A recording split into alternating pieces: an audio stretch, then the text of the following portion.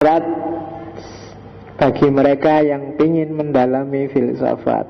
Ini yang jarang dipikir oleh para filosof sebelumnya. Ya termasuk kita mungkin tertarik ingin mendalami filsafat, ada syaratnya. Syaratnya ada 5. Yang pertama bakat. Kamu sendiri yang ngerti, kamu bakat nggak jadi filosof? Kalau nggak bakat, ya dipertimbangkan lagi. Sebenarnya bakat itu bukan sesuatu yang inner, ada begitu saja dalam dirimu. Kalau pakai teorinya Pierre Bourdieu, filosof postmodern, bakat itu sebenarnya mix antara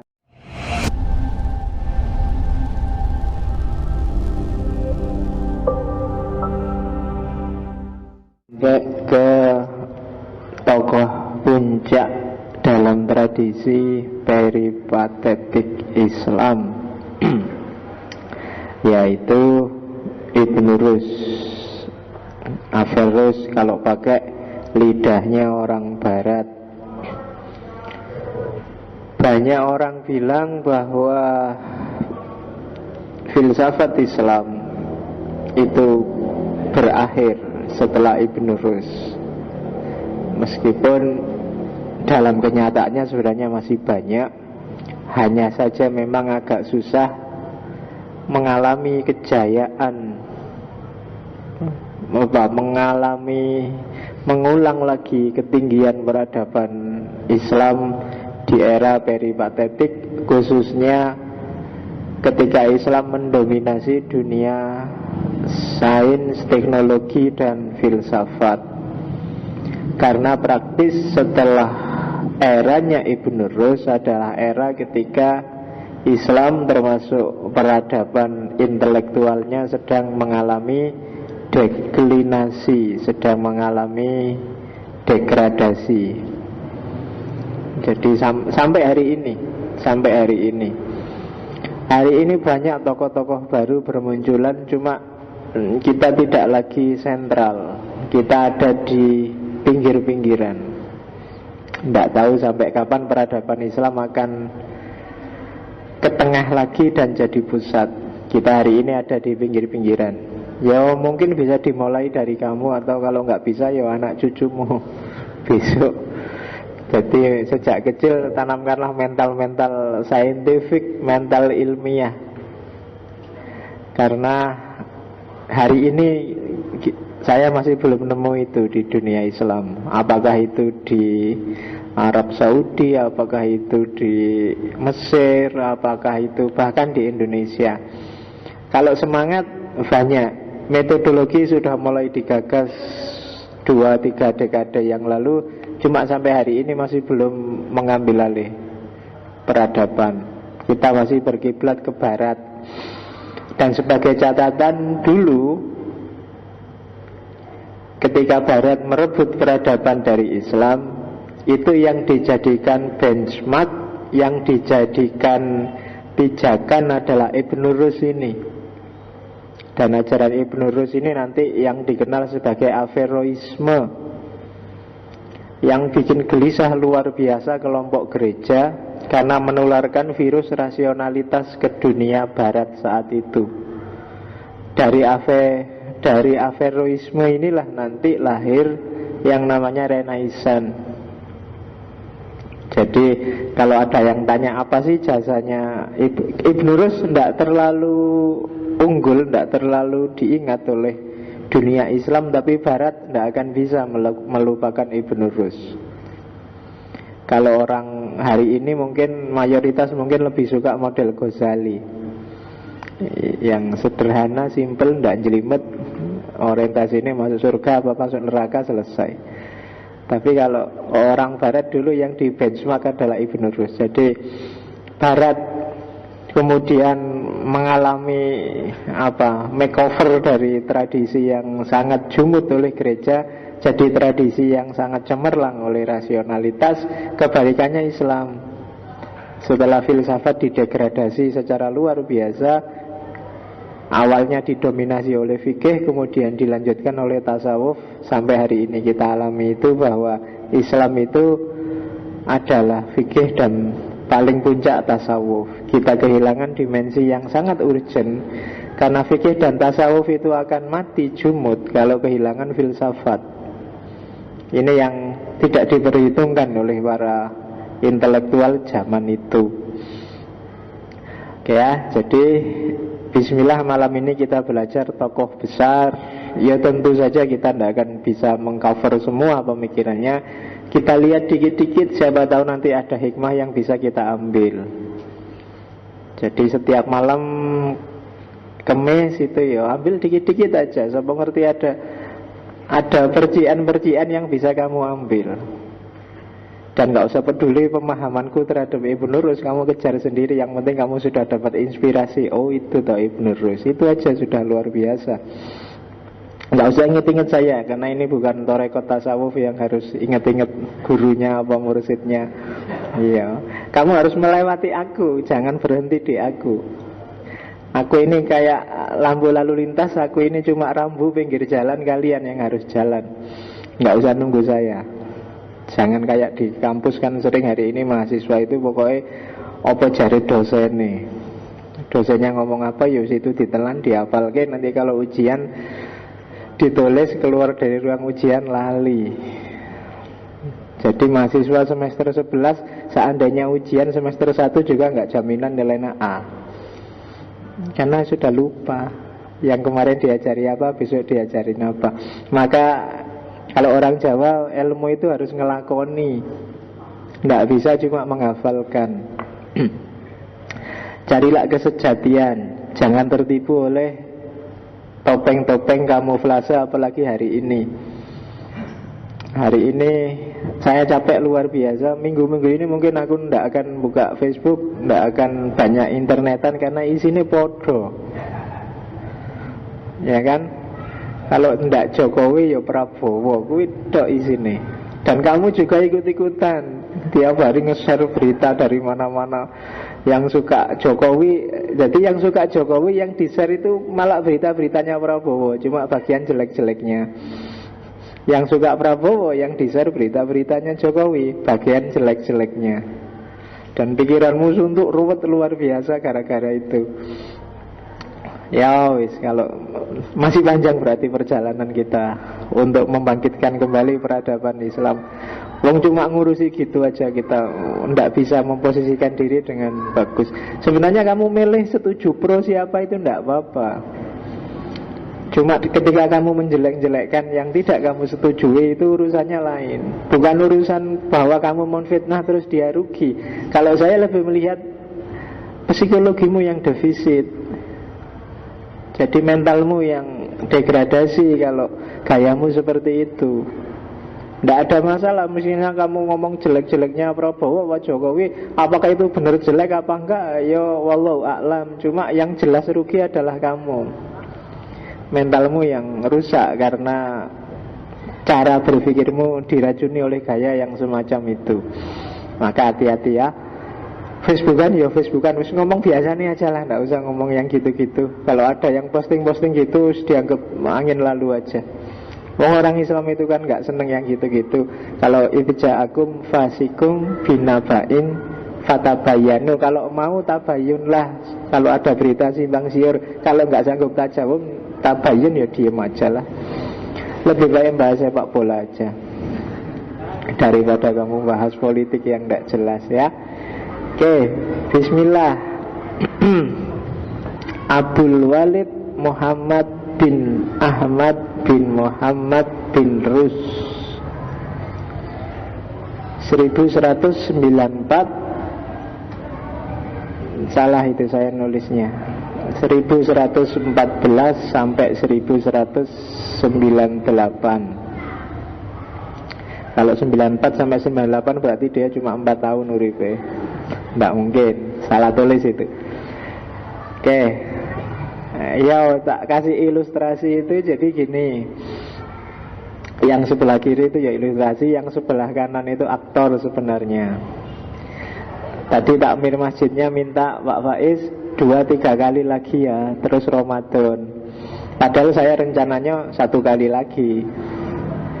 Ya kalau gitu nanti setelah minggu depan kita ngomong Ibnu Khaldun, menjelang Ramadan nanti tak kasih film aja.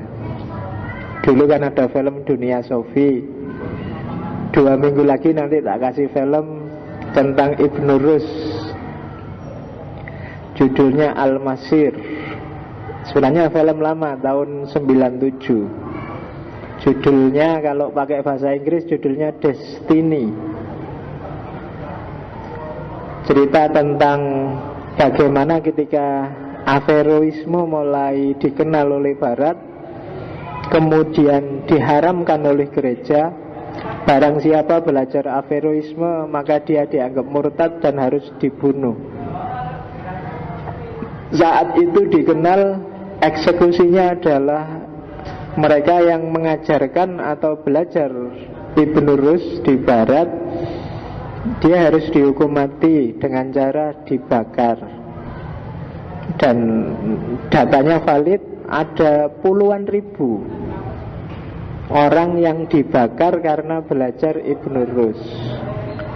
Dan film ini menceritakan tentang itu sampai terakhir adegannya. Pokoknya ada orang yang dihukum bakar, kemudian anaknya, dia pesan pada anaknya, carilah orang yang namanya Ibnu Rus, kamu pergilah ke Spanyol, ke Cordoba, temui orang ini. Dan ketemu Ibnu Rus dan segala intrik politiknya, dan nanti yang berakhir dengan Ibnu Rus diusir dari Spanyol, dari Cordoba, kemudian dia dipaksa untuk membakar buku-bukunya. Filmnya judulnya Destiny. Cuma saya masih agak berusaha keras untuk menerjemahkan subtitlenya, karena kalau kamu tak kasih Inggris kan mesti males, mesti nyarinya yang subtitlenya Indonesia.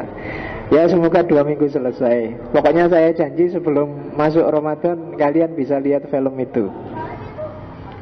Kelihatannya film Mesir kalau nggak salah, tapi ya lumayan lah.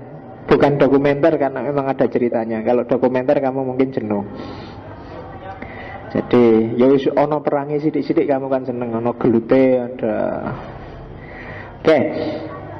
Itu ilustrasinya. Jadi kita akan minggu depan berakhir di Ibnu Khaldun, dan pengajian untuk season 2 akan ditutup dengan filmnya Ibnu Rus. Kalau dulu season 1 kita tutup dengan Dunia Sofi. Oke, Abdul Walid Muhammad bin Ahmad bin Muhammad bin Rus ini lahir dari keluarga Qadhi. Kakeknya dan ayahnya itu Qadhi, itu ahli hukum, mahkamah konstitusinya lah zaman itu. Jadi cuma kalau kakeknya dan ayahnya itu ketua MK di era dinasti Al-Murabitun. Jadi dia yang fatwa. Kenapa bukan MUI? Kalau MUI kan nggak punya power. Kalau Qadhi zaman itu dia punya power. Dia punya kekuasaan untuk menetapkan hukum. Qadhi dari mazhab Maliki. Dan nanti Ibnu Rus ini sebenarnya mazhabnya Maliki. Dia dikenal juga seorang ahli fikih yang menulis Bidayatul Mujtahid. Jadi gerbang awal seorang mujtahid. Orang pintar sejak kecil, menguasai banyak bidang. Ya selalu saya bilang hampir semua filsuf peripatetik itu multidisiplin, kedokteran, astronomi, dan banyak bidang yang lain. Kemudian muridnya Ibnu Bajjah, asistennya Ibnu Tufel, dia direkomendasi oleh Ibnu Tufel kepada Abu Yakub Yusuf zaman itu di dinasti Al-Muwahhidun. Jadi di era Abu Yusuf Yakub ini Qadhinya adalah Ibnu Tufel yang kita bahas minggu lalu dengan segala kehebatannya.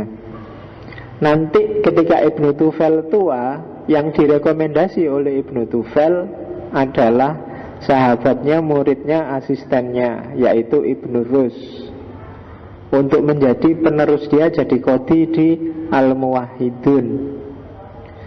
Yo, ada ceritanya ketika Ibnu Tufail disuruh oleh Abu Yakub untuk menulis tentang syarah, jadi mengsyarahi kitabnya Aristoteles. Zaman dulu itu. Kalau neng pondok kan syarah itu bangsanya Riyadhus Shalihin, Jurumiyah. Nah, ini yang disarahi bukunya Aristoteles. Kamu boleh. Tradisi komentar bagi saya hari ini mati di dunia Islam. Syarah itu kan buku babonnya terus dikomentari. Ada pakemnya, ada syarahnya. Bahkan kalau di Islam dulu di atasnya syarah ada lagi komentar atas komentar, namanya hasyiah. Di atasnya hasyiah masih ada lagi komentar atas komentar, dikomentari lagi, namanya taklik. Jadi kitab, kalau kitab aslinya misalnya kecil, nanti disarahi jadi agak tebel, kemudian dihasyiahi jadi lebih tebel lagi, ditaklik jadi tebel. Hari ini tradisi kayak gitu mati. Kamu lebih suka plagiasi daripada bikin sarah. Ya, nggak ada di pikiranmu sarah. Paling yang ada sarah Azhari sama sarah. Kamu nggak pernah mikir ke sana. Jangankan sarah, Pak, suruh bikin makalah aja nggak selesai-selesai. Oke, nah Ibnu Tufail ini oleh Abu Yakub disuruh bikin syarahnya buku-bukunya Aristoteles. Cuma Ibnu Tufail merasa, saya sudah tua, nggak sanggup sudah. Akhirnya yang disuruh adalah Ibnu Rus. Disuruh mensyarahi, malah Ibnu Rus nulis 3 kitab sekaligus. Yang pertama adalah Jami'-nya Aristoteles. Jami' itu ringkasan kitab-kitabnya Aristoteles. Yang kedua syarah syarah yang pendek, yang medium, yang tidak terlalu panjang. Dan yang ketiga syarah yang panjang. Jadi disuruh satu langsung nulis 3 Jami', terus 2 syarah. Satu syarah pendek dan yang kedua syarah yang panjang. Ini yang bikin Abu Yakub kemudian, oh berarti pinter kamu, terus diangkat. Dan ketika Ibnu Tufail merekomendasikan Ibnu Rus, tanpa ragu-ragu oleh Abu Yakub, diangkatlah Ibnu Rus sebagai qadhi zaman itu. Cuma nanti di era penerusnya Abu Yakub, Abu Ya'la Al-Mansur, Islam sedang gonjang-ganjing politik, mengalami proses panjang perang salib. Di era perang yang semacam ini, dibandingkan filosof, lebih dicari orang yang teolog dan ahli fikih. Orang yang bisa memprovokasi orang untuk perang itu kan teolog dan ahli fikih. Hari ini coba kamu lihat, kelompok-kelompok Islam keras itu kan gerakannya pasti di level teologis dan level fikih. Kalau masuk level filsafat pasti enggak. Karena kalau masuk level filsafat pasti terus arahnya kontemplasi merenung, enggak jadi gegeran.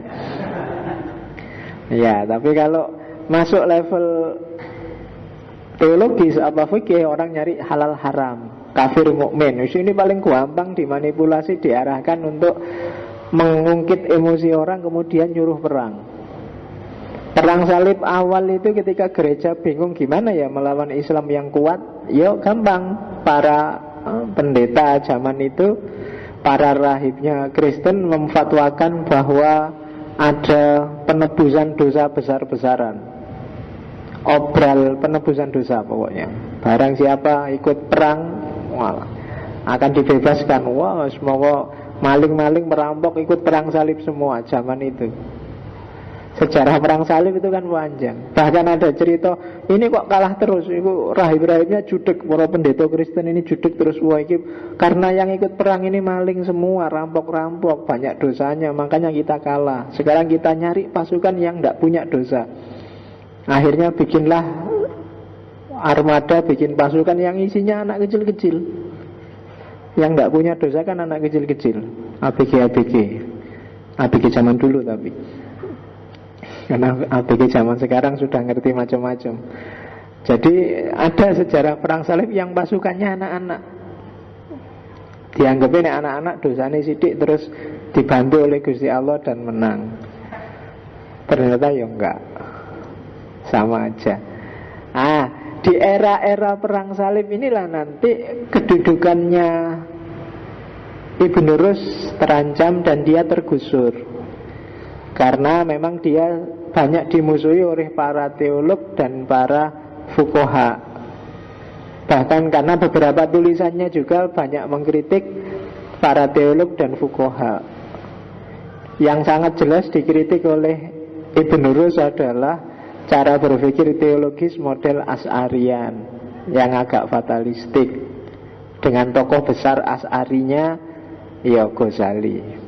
Termasuk ketika Ibnu Rus nulis Tahafut. Dia kemudian diusir di era Al-Mansur dan hidup sengsara di pinggiran kota Andalus, di pinggiran kota Cordoba, namanya Lucena. Meskipun di akhir-akhir hidupnya dia dipanggil lagi ke istana, tapi sudah sangat tua dan akhirnya meninggal. Jadi orang yang mutu, berkualitas, dan banyak bukunya yang diboyong ke Barat. Setelah, ya kan, di antara interaksinya Barat dan Islam itu kan perang salib. Dan dari situ bangkitlah satu gerakan luar biasa di Barat yang namanya Averroisme. Dan Averroisme ini nanti yang jadi cikal bakal ideologi modern yang namanya sekularisme. Ketika orang memisah antara agama dan dunia, akal dan wahyu dan yang sejenis itu pelopornya Ibnu Rus. Jadi jangan salah kalau kamu ada yang maki-maki benci luar biasa terhadap sekularisme, itu inspiratornya sebenarnya dari kalangan kita sendiri, yaitu Ibnu Rus. Kamu kan mensetan-setankan sekularisme karena itu dari Barat. Barat itu ngambil dari kita kok. Kamu marah-marahin. Oke. Meskipun fluktuatif, jadi di era-era awal dia sangat disukai, terus dikafirkan oleh gereja, belakangan diadopsi lagi dan lahirlah Renaissance. Itu nasibnya Averroisme. Masih belum banyak kajian yang ngangkat Averroisme di Indonesia, termasuk oleh para mahasiswa filsafat. Harusnya yang dari UIN. Cuma yang dari UIN tidak lihat ya, tema-temanya ya gitu-gitu aja. Tahlil dari perspektif teologis, bangsa-bangsa ngono lah. Cari yang agak inspiratif. Sopo ngerti nanti kalau kamu bahas Averroisme ada ide baru. Karena yang istimewa dari Ibnu Rus adalah inspiratifnya, bukan isinya yang terlalu dalam. Ya kayak Ghazali, yang istimewa adalah teori-teorinya yang mudah ditangkap oleh orang awam. Tapi kalau Ibnu Rus bagi saya inspiratif. Jadi orang yang baca melahirkan ide baru. Itu yang istimewa dari Ibnu Rus. Oke, ada cerita. Sekarang kalau ada museum yang isinya manuskripnya Ibnu Rus ada di Maroko, di Fez, karena makamnya ada di sana. Ada cerita yang belum lama saya baca di internet dari Pak Tosari Wijaya yang sempat jadi duta besar di sana. Jadi Gus Dur itu sebelum meninggal ke sana, ke museum yang ada di sana, kemudian baca manuskripnya Ibnu Rus. Katanya Tosari Wijaya, baru saat itu saya lihat Gus Dur nangis. Jadi ketika baca manuskripnya Ibnu Rus, pas ditanya oleh, kok bisa nangis Gus Dur? Ya kalau nggak ada orang-orang seperti Ibnu Rus ini, mungkin aku nggak akan jadi kayak gini. Mungkin aku jadi Islamnya jadi Islam versi teroris itu. Jawabannya Gus Dur gitu. Jadi kalau kamu nanti ada kesempatan ke Maroko, mampirlah untuk baca manuskripnya Ibnu Rus. Ya enggak apa-apa lah. Kamu kan mimpinya kan jangan cuma Singapura sama ya sekali-sekali kapan ya ke Maroko. Kalau naik haji kan wajib. Ya pastilah naik haji kalau besok sudah nggak dikorupsi lagi. Oke, karya-karyanya banyak, itu hanya tak sebut sebagian aja. Ya, yang paling terkenal Tahafut. Ada Jauharul Ajrom, ada Ittisalul Akal, al-mufarriq bil insan. Ada masail fi muhtalifil aqsam al-mantiq. Ada syuruh, syuruh itu jamaknya syarah, syuruh kasiroh ala al-Farabi fil masailil mantiki Aristo. Syarah-syarah yang luas, yang banyak terhadap al-Farabi dalam hal manteknya Aristoteles. Makalah firraddi ala Abu Ali bin Sina. Nah, ini kritik menolak terhadap pikiran-pikirannya Ibnu Sina. Kalau yang ilmu kalam yang paling terkenal adalah Faslul Maqol Fima Bainal Hikmah Wasyariah Minal Ittisol. Ini kitabnya kecil, tipis, enak buat pedoman para pemula yang ingin belajar filsafat, untuk ngerti level-levelnya pemikiran filsafat dan para filosof. Seperti apa sih posisinya filsafat berhadapan dengan syariat. Kalau fikih yang paling terkenal ya Bidayatul Mujtahid wa Nihayatul Muqtasid. Meskipun ada lagi Ad-Dar Al-Kamil fil Fikhi dan Risalah Ad-Duhaya, risalah tentang kurban, tentang sembelihan. Astronomi banyak, ada beberapa ide saintifik yang astronomi, misalnya tentang spot titik-titik hitam di matahari. Itu diawali oleh Ibnu Rus, dia yang menemukan. Kemudian bagian yang tebal dan tipis dari rembulan, itu Ibnu Rus. Masih ada beberapa lagi yang lain yang bidang astronomi. Nahwu, adalah beberapa tentang nahwu seperti di situ, dan kedokteran, kuliah fitib. Dan pengaruhnya kitab-kitab kedokterannya Ibnu Rus lebih besar daripada Ibnu Sina, meskipun buku-bukunya Ibnu Sina jauh lebih tebal dan ensiklopedis. Tapi bukunya Ibnu Rus lebih banyak dirujuk di beberapa universitas zaman itu. Kalau zaman sekarang mesti orang barat gengsi. Meskipun awalnya dirumuskan pakai Ibnu Sina, Ibnu Rus, sekarang mesti diganti pakai buku-bukunya mereka sendiri. Dan buku-buku kedokteran kalau di toko buku sampai hari ini sejauh yang saya tahu paling mahal dibandingkan buku-buku yang lain, apalagi buku-buku agama. Kalau buku kedokteran itu 500 ribu, 1 juta, 2 juta. Kuliahnya mahal, bukunya mahal. Makanya dokter itu mahal. Kalau buku agama ya kuliahnya murah, buku ini murah, bayarannya ya murah. Kalau kamu ceramah ada bayarannya, syukur. Oke, bismillah, kita lihat. Ini dari Manahijul Adillah. Kita ambil yang inspiratif. Yang pertama, syarat bagi mereka yang ingin mendalami filsafat. Ini yang jarang dipikir oleh para filosof sebelumnya. Ya termasuk kita mungkin tertarik ingin mendalami filsafat, ada syaratnya. Syaratnya ada 5. Yang pertama, bakat. Kamu sendiri yang ngerti, kamu bakat nggak jadi filosof? Kalau nggak bakat, ya dipertimbangkan lagi. Sebenarnya bakat itu bukan sesuatu yang inner, ada begitu saja dalam dirimu.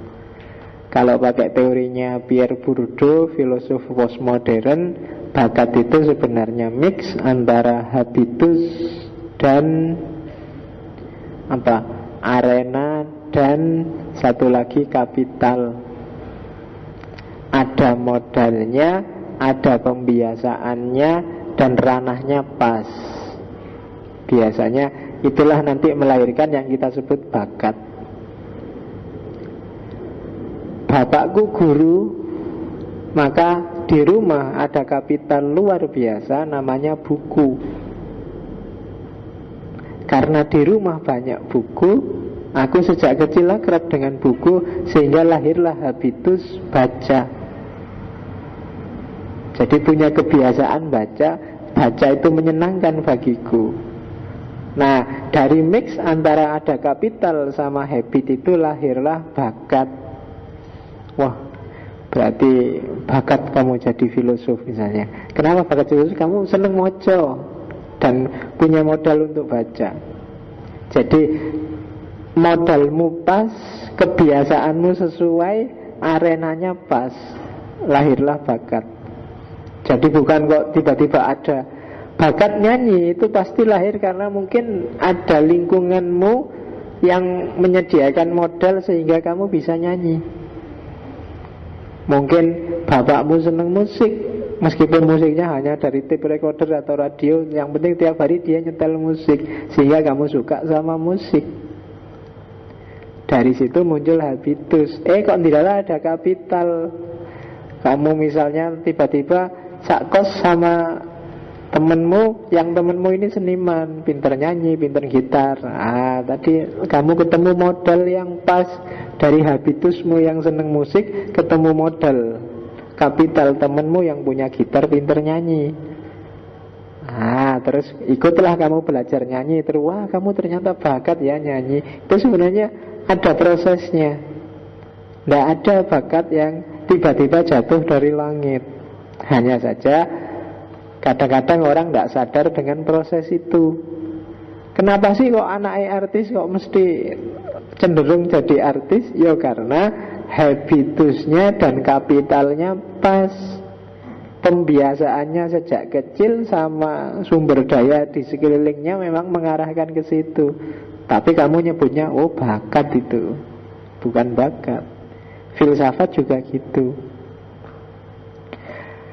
Harus ada bakat berarti ada pembiasaan filosofis dan kamu harus punya modal filsafat. Modalnya filsafat, kapitalnya yang jelas adalah akal yang sehat.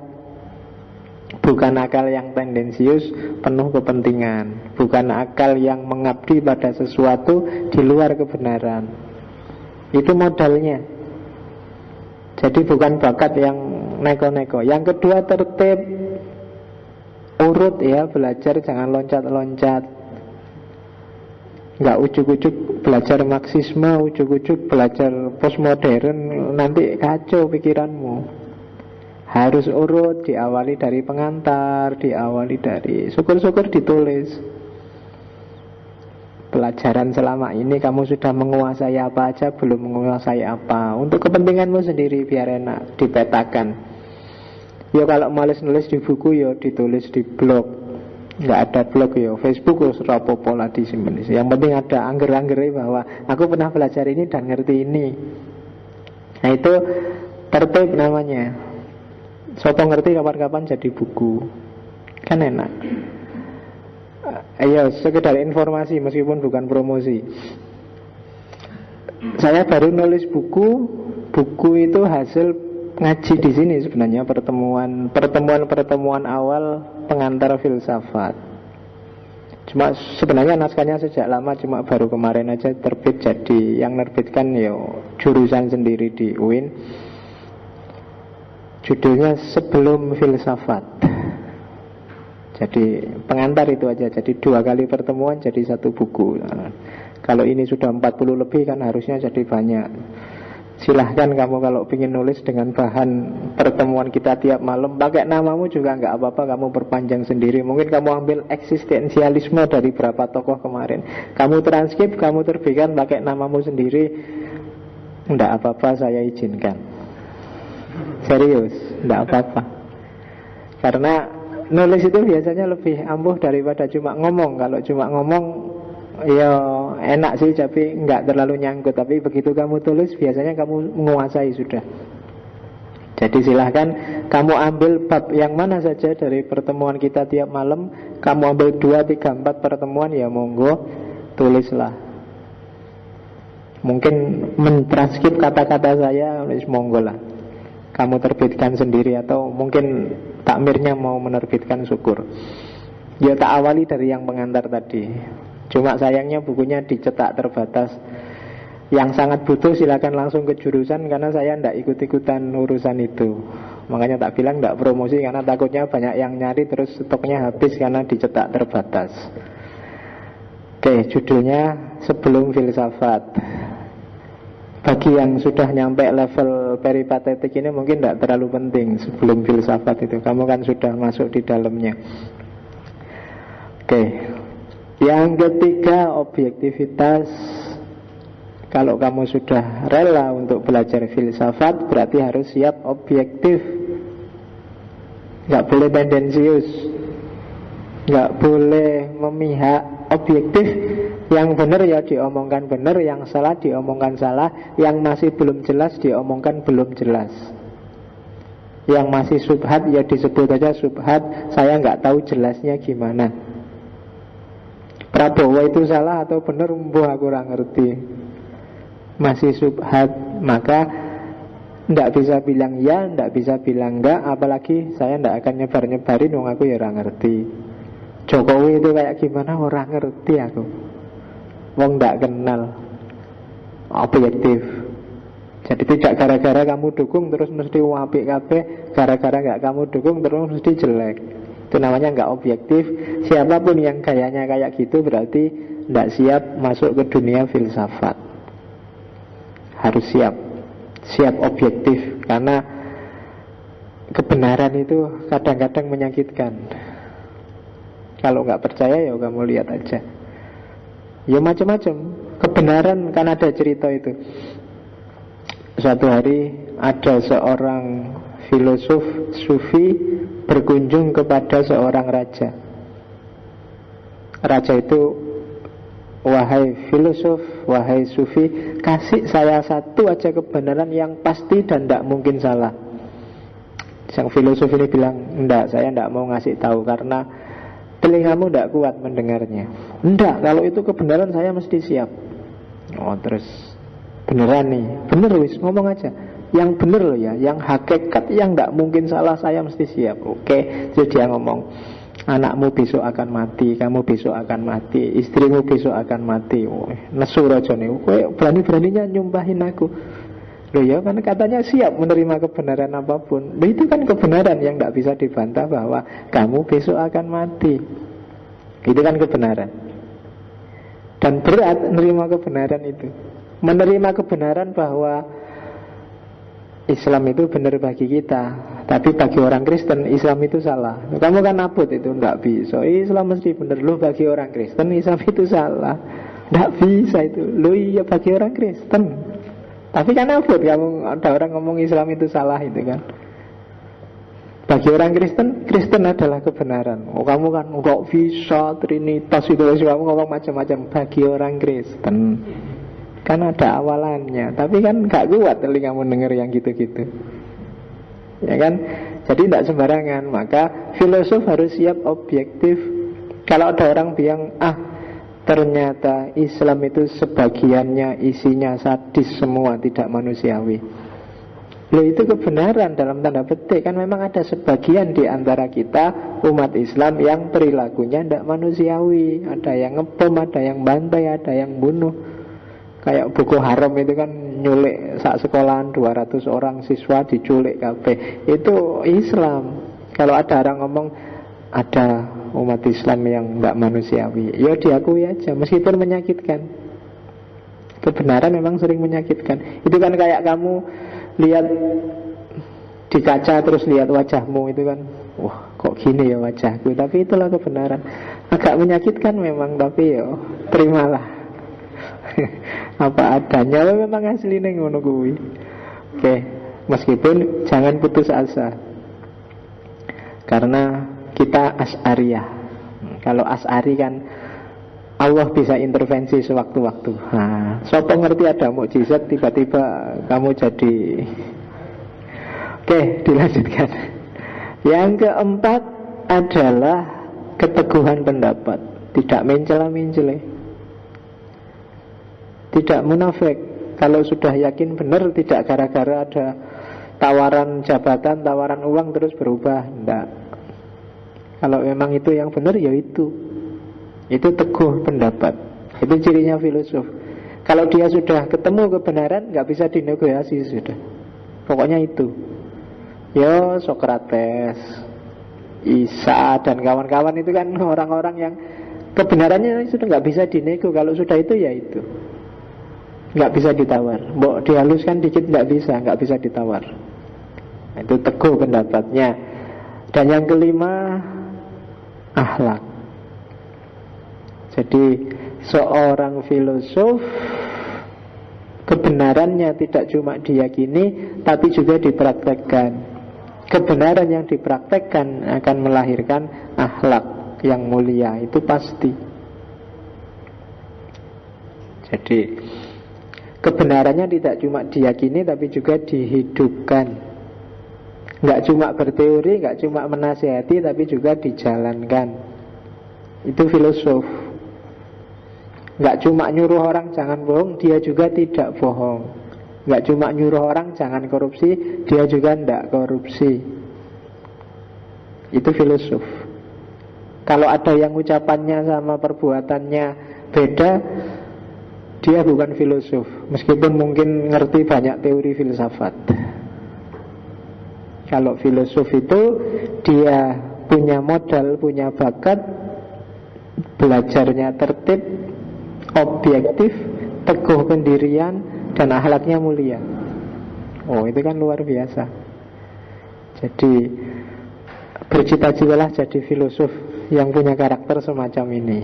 Enggak semua orang bisa dan sanggup. Mungkin bilang ya, tapi dilaksanakannya berat. Itu syarat orang mendalami filsafat. Jadi suluknya filsafat. Ini dari Manahijul Adillahnya Ibn Rus. Dilanjutkan lagi. Ada lagi menurut saya yang penting dari Ibn Rus adalah yang ini nanti menginspirasi nalar saintifik barat. Jadi yang namanya perilaku ilmiah, scientific personality.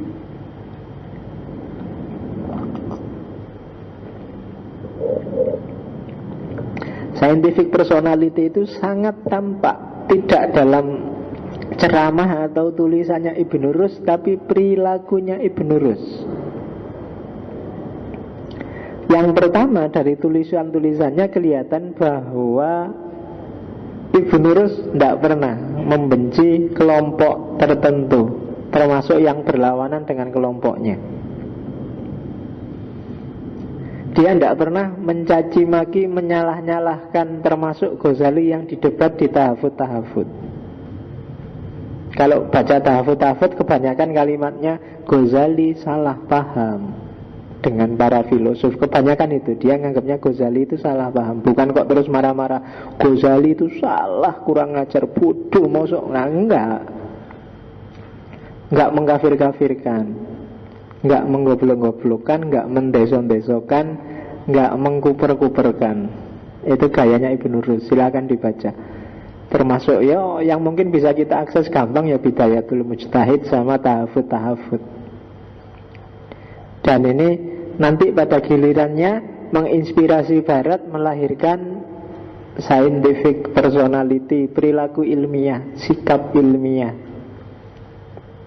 Tidak setuju boleh, mengkritik pandangan orang lain boleh, tapi tidak dengan dasar benci.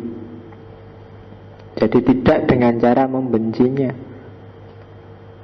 Jadi ya karena orang sesat itu kan tidak bisa dibenci. Oh ya kalau kamu jalan kemana terus tersesat itu kan ya, kalau dibenci malah nggak nyampe tujuannya. Kurang ajar kamu sesat, harusnya ke Solo kok malah jalan ke utara sampai Demak. Sesat, aku benci padamu, kan nggak gitu. Orang sesat itu ditunjukkan jalannya. Keliru sampean, kalau mau ke Solo ya jangan belok kiri sampai Demak. Kamu harus dari Jogja ke timur. Tidak kok terus dicaci maki apalagi dibenci. Aku benci padamu karena harusnya, enggak kan. Kurang ajar kamu sudah murtad kafir. Enggak, Ibn Rus jauh dari yang semacam itu. Nah mungkin 2 minggu lagi silakan dilihat filmnya sambil mengawali Ramadan, menunggu buka puasa. Oke, yang kedua, Ibnu Rus tidak memusuhi para pemikir bebas, juga tidak melecehkan ulama. Ibnu Rus menganjurkan orang berpikir secara merdeka. Merdeka itu tidak identik dengan bebas loh ya. Kalau bebas itu tanpa ikatan. Kalau merdeka itu berarti sesuai keinginan setiap orang. Kalau orangnya ingin pakai ikatan apa, ya monggo, itu merdeka namanya. Tapi Ibnu Rus nggak mengkritik itu. Monggo orang mau berpikir bebas. Dia juga menghargai para ulama, meskipun dia mengkritik cara berpikir tradisional model para ulama yang jumud, tapi tetap dihargai. Yang ketiga, Ibnu Rus adalah orang yang selalu terbuka terhadap kebenaran yang baru. Orang yang dalam urusan kebenaran dan pengetahuan, dia selalu siap menerima fakta baru.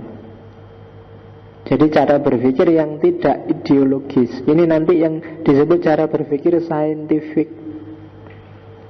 Hari ini aku yakin ini paling benar, tapi besok kalau ada fakta baru yang menunjukkan bahwa yang tak yakini hari ini salah, aku akan mengakui salahnya hari ini dan ku ambil baru yang lebih benar.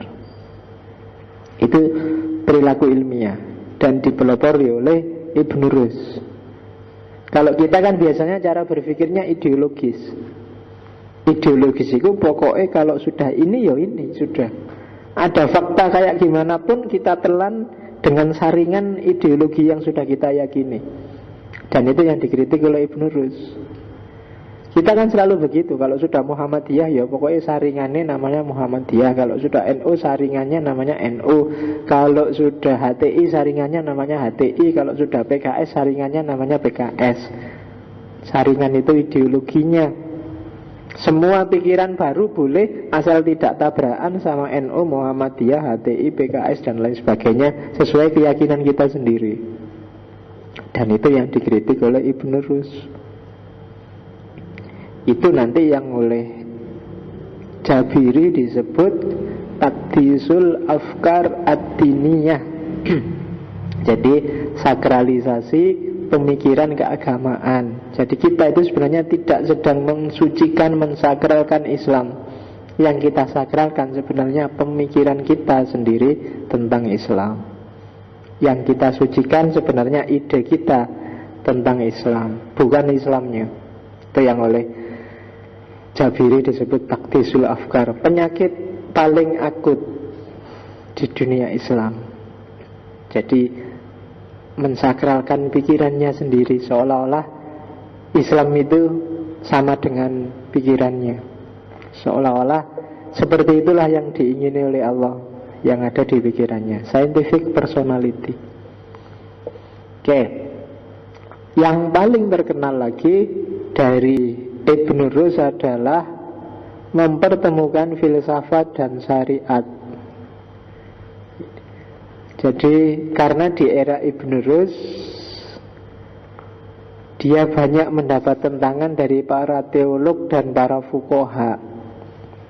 Filsafat dianggap sudah sesat, filsafat dianggap menyimpang. Maka Ibnu Rus ya tadi nulis Faslul Maqal Fima Bainal Falsafah dan seterusnya. Itu tadi isinya menunjukkan bahwa filsafat dan syariah itu tidak bertentangan. Bolak-balik hampir semua filsuf peripatetik ngomong ini. Bukan karena ikut-ikutan sama para filsuf pendahulunya, tapi karena tren umat Islam banyak yang anti dengan filsafat dari zaman ke zaman. Mulai zaman Al-Kindi sampai zaman Ibnu Rus, ternyata konstelasi politik naik turun bikin orang sering-sering menyisihkan filsafat. Orang lebih suka fikih yang jelas halal apa haram. Jadi cara berpikir fikih lebih laku dibandingkan cara berpikir rasional filosofis. Sebenarnya sampai hari ini, hanya saja hari ini tidak ada lagi para filosof baru yang mengangkat tema ini. Sampai hari ini kan umat Islam itu cara berpikirnya kan masih fikih. Kalau nggak percaya kamu lihat TV, semua acara tanya jawab dengan ustadz itu mesti isinya fikih. Mama Dedeh kah, Ustadz Maulana kah, siapa yang TV itu, Solmed kah, siapa lagi. Kalau ada sesi pertanyaan, coba kamu perhatikan, pertanyaannya rata-rata fikih. Orang ingin dikasih fatwa halal apa haram, padahal begitu dikasih fatwa kadang-kadang juga marah-marah.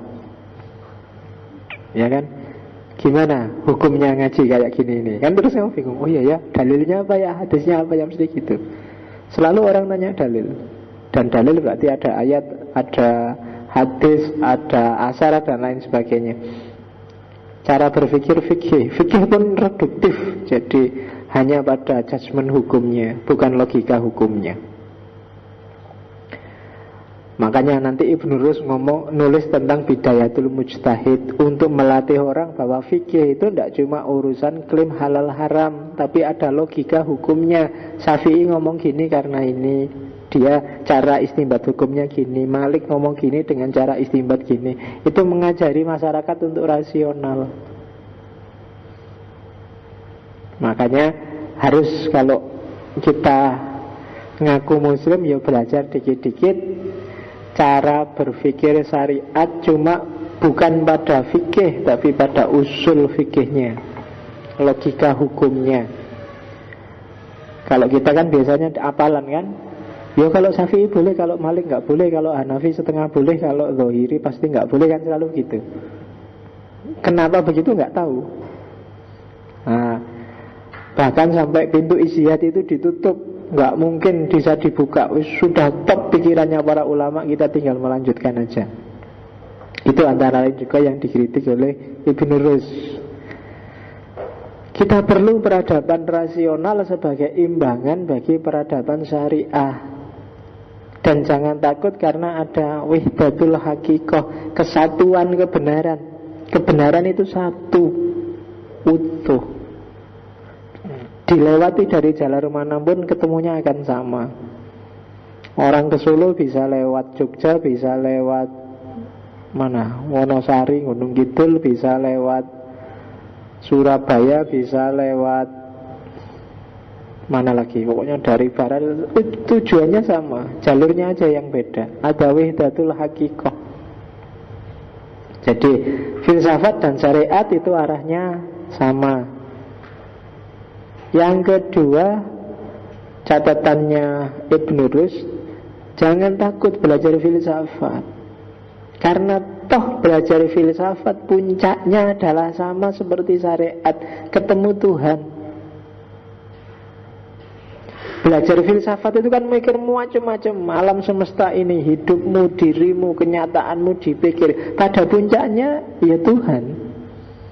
Syariah juga begitu, kamu sholat, zakat, puasa, haji, puncaknya kan ketemu Tuhan juga.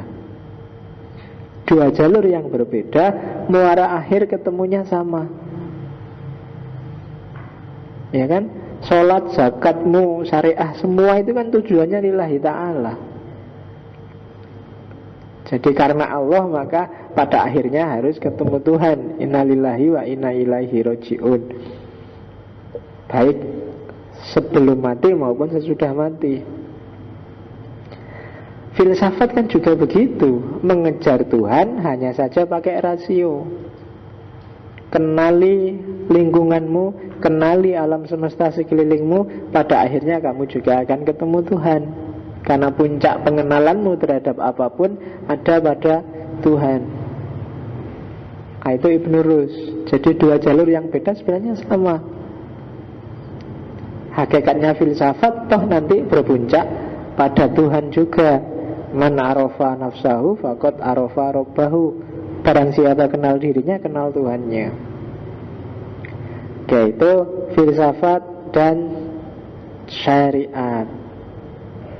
Karena itu, maka kalau ada pertanyaan mana yang lebih penting, akal ataukah wahyu, mana yang lebih tinggi? Kalau istilahnya Ibnu Rus, akal dan wahyu adalah ukhtur rodi'ah, saudara sesusuan. Jadi sak dulur. Jadi saudara sesusuan kan nyusu di orang yang sama. Jadi podo, sama-sama saudaranya. Nggak ada yang lebih penting. Dua-duanya penting. Akal butuh wahyu. Kenapa akal butuh wahyu? Ya karena dunia dan segala isinya ini banyak hal yang tidak terjangkau oleh akal. Hal-hal metafisika, hal-hal yang sifatnya perintah, hal-hal yang sifatnya anjuran, itu akal sering tidak berdaya. Maka akal butuh wahyu. Wahyu juga pasti butuh akal. Karena tanpa akal wahyu tidak bisa dipahami. Kalau akalmu mati, dikasih Quran sebagus apapun di depanmu juga tidak bunyi. Orang yang tidak waras itu mbok kamu bisa, ini loh Quran, dibuka, tidak akan bunyi.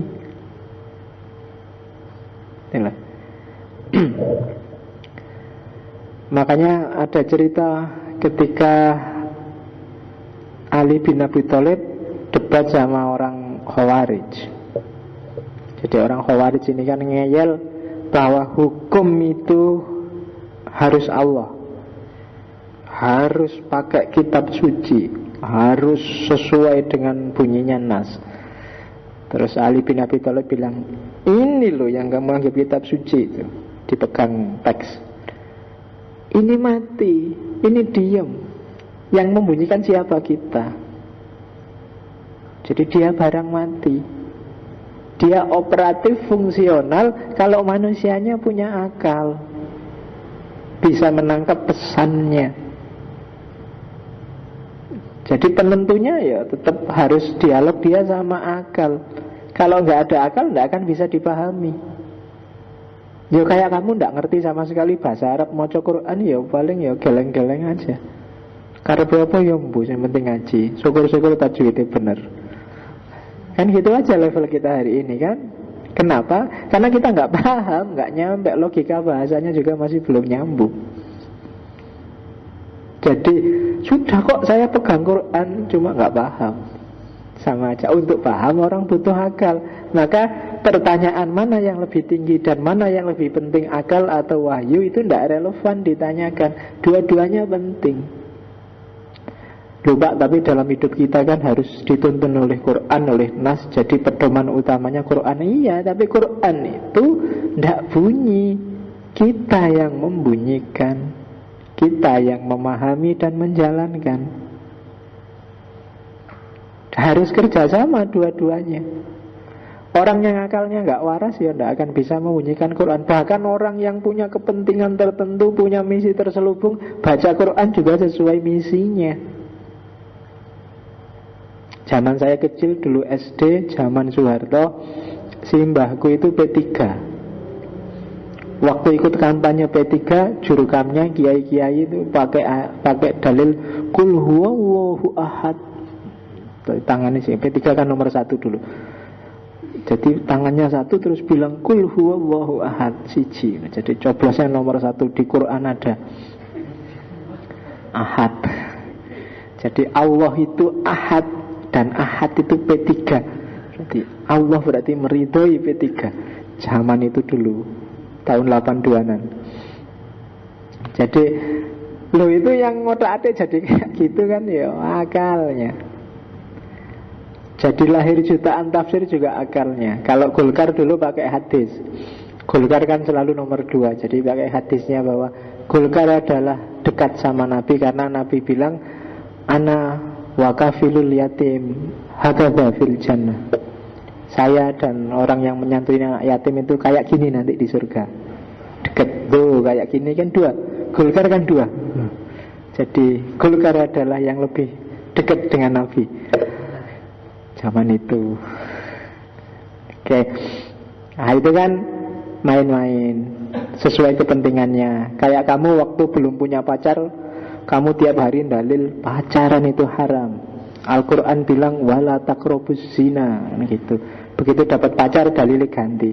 Pacaran itu dianjurkan oleh Quran. Wa ja'alnakum su'uba wa qabaila lita'arufu. Jadi kita harus saling ta'aruf. Itu kan sakarepmu dhewe, mbok atur sesuai kepentinganmu. Jadi yang pakai dalil wala taqrabu zina karena dia belum punya pacar. Kalau sudah punya pacar dalilnya ganti. Oke, maka dua-duanya penting dan signifikan. Kenapa kok bisa sakarepe dhewe tadi? Karena nggak belajar cara berpikir yang benar. Gimana sih cara merumuskan, gimana cara menyimpulkan sesuatu. Itu cara mikir. Kapan konteks harus bermain, kapan sejarah ikut menentukan mana yang objektif, mana yang subjektif, mana yang mutlak, mana yang muqayyad, mana yang umum, mana yang khusus. Itu semua kategori-kategori akal. Wahyu atau nas diem saja, kita yang menentukan. Oh ini khusus untuk Nabi yang boleh kawin 9, kalau kita nggak bisa, kan gitu. Kalau Nabi sampai 9, kalau kita ya maksimal 4. Kalau ada yang mau, 1 aja kan kamu belum. Nggak usah mikir sampai 4. Atau jangan-jangan tafsirnya beda, akalnya bilang, oh enggak pak, 9 itu enggak khusus untuk Nabi, kita juga bisa 9. Ayatnya kan memang membolehkan 9. Masna, wasulasa, waruba. Kan itu pakai wa, bukan au. Kalau au atau, kalau wa itu kan dan. Masna itu 2, wasulasa dan 3, waruba dan 4. Jadi 9 pas. Jadi maksimal kita bisa nikah 9. Atau dengan tafsir, oh enggak, itu tidak ngomong maksimal berapa pak. Itu maksudnya orang laki-laki boleh kawin banyak, titik. Itu kan kayak orang ngomong, terserah kamu mau kawin berapa, 2 boleh, 3 boleh, 4 boleh. Nah itu kan bukan kok terus dibatasi 4, tapi ya sampai berapapun boleh, asal ada yang mau. Nah itulah karepmu ngono. Ada kan yang saya setahun atau 2 tahun yang lalu ke Madura itu kan ada teman dosen yang punya Pak D jadi kiai, istrinya 12 di Madura. Nah kan enak, rumahnya besar kayak pondok tapi isinya ya istrinya dan anak-anaknya. Ya, nama anaknya sendiri mungkin saya pas di sana lupa, paling manggilnya paling cangcong gitu, cong gitu. Lali deh namanya. Saking oke bujune rolas. Oke. Akal dan wahyu itu nanti bentuk praksisnya dalam praktiknya kan hasilnya 2. Yang akal nanti menjelma jadi hikmah, filsafat, dan yang wahyu kan menjelmanya jadi syariah. Dua-duanya harus dialog. Maka orang Islam butuh filsafat selain syariah. Jadi dua-duanya kita butuh. Kalau hikmahnya mati, ya syariahnya akan kehilangan nilai. Karena nilai itu kan ketemunya lewat falsafah. Kenapa kita harus sholat? Apa makna dibalik sholat? Kandungan operatif apa dibalik sholat dan seterusnya. Itu kan akal yang bunyi. Hikmah saja, falsafah saja tanpa syariah juga kehilangan orientasi, kehilangan sasaran tembak, kehilangan modus. Maka hikmah perlu ketemu dengan filsafat. Oke, itu akal dan wahyu versi Ibn Rus. Selanjutnya suluknya para filosof. Kalau menurut Ibn Rus, setiap orang itu ya punya suluk. Suluk itu jalan menuju Allah sendiri-sendiri. Ada versi ahli fikih, ada versi ahli sufi, ada versi ahli filsafat. Mungkin juga ada versi awam, seperti Ghazali kemarin. Jadi kita punya cara sendiri untuk mendekati Allah. Ya kalau para sufi pakai riyadhah, kalau para fuqaha pakai fikih, pakai ibadah. Kalau para filosof suluknya pakai filsafat. Jadi mengejar pengetahuan tentang wujud, tentang Tuhan. Karena wujud puncak, wujud paling sempurna itu kan Tuhan. Jadi cara kita untuk mendekat ke Allah itu lewat jalur pengetahuan. Kalau bahasanya Ghazali lewat jalur makrifat. Tidak lewat jalur riyadhah, tidak lewat jalur sholat malam wiritan, tapi lewat jalur ma'rifat, pakai muhasabah, pakai tafakkur, pakai mengingat Allah, pakai berpikir tentang ciptaan dan lain sebagainya, yang sejenis itu. Jadi tugas kita hidup ini kan untuk ketemu Allah dan kembali padanya. Silahkan diidentifikasi sendiri-sendiri. Suluk yang bisa kamu lakukan apa? Pakai jalur makrifat, pakai mikir, boleh. Pakai ibadah kayak para ahli fikih, boleh. Pakai riyadhah kayak para sufi, boleh. Silahkan dipilih salah satu. Kok ndak ada yang ringan, Pak? Ya ndak ada. Karena ketemu Allah itu kan ya harus ada riyadhahnya. Orang Jawa bilang ada tirakatnya. Jadi ndak ada jalan seneng-senengnya, ya jalannya harus agak tirakat. Nggak ada ketemu Allah pakai jalur nonton TV, nonton sepak bola, nggak ada.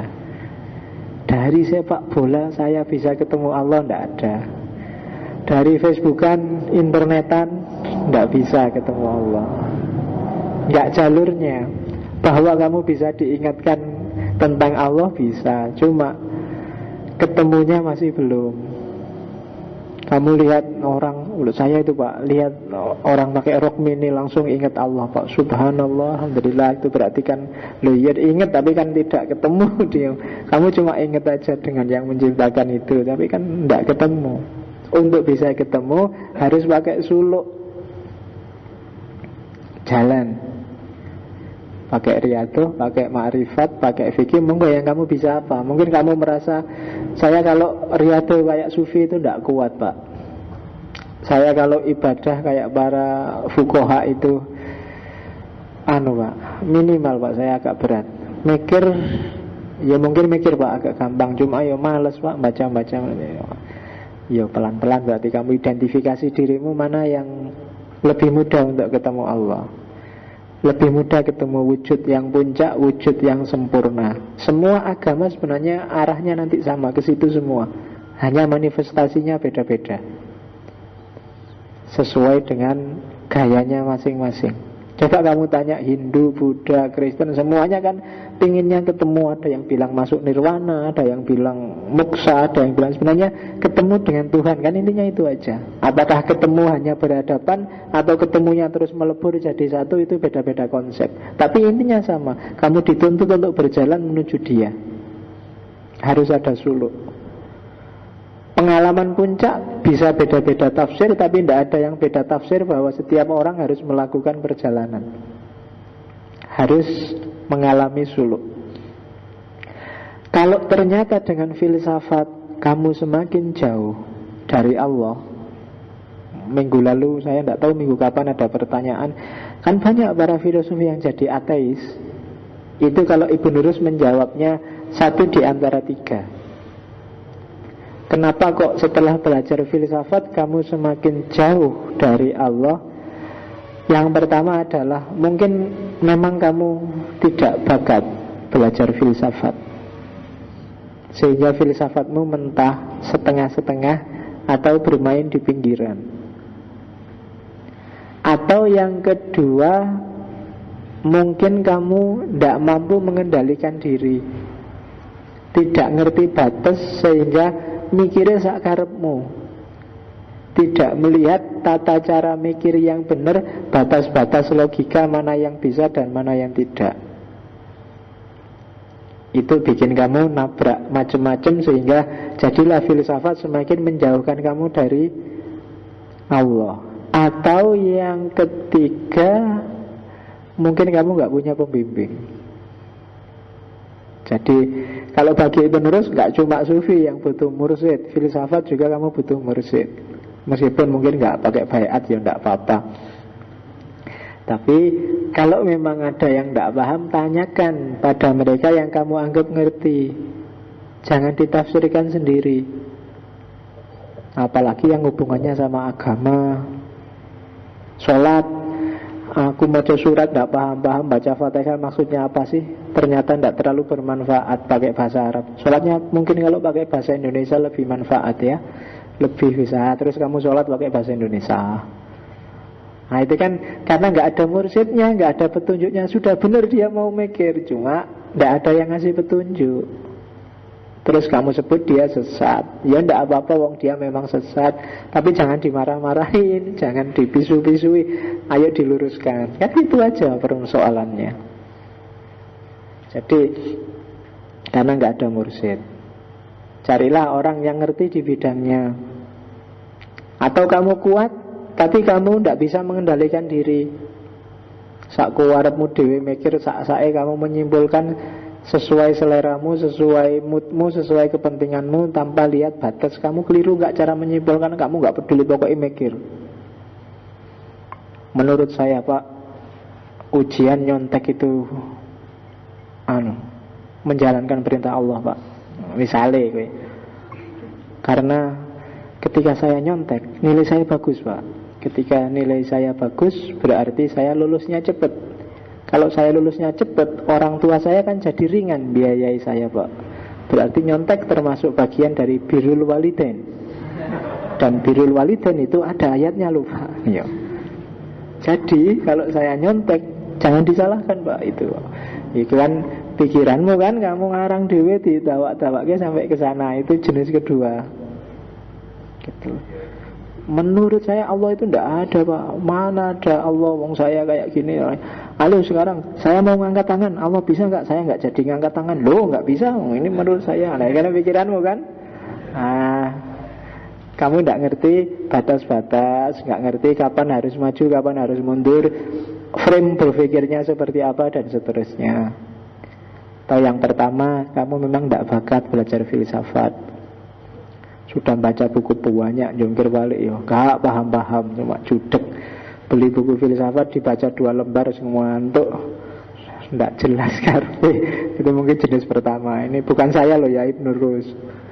Jadi ya diakui aja kadang-kadang ya bakat-bakatan memang.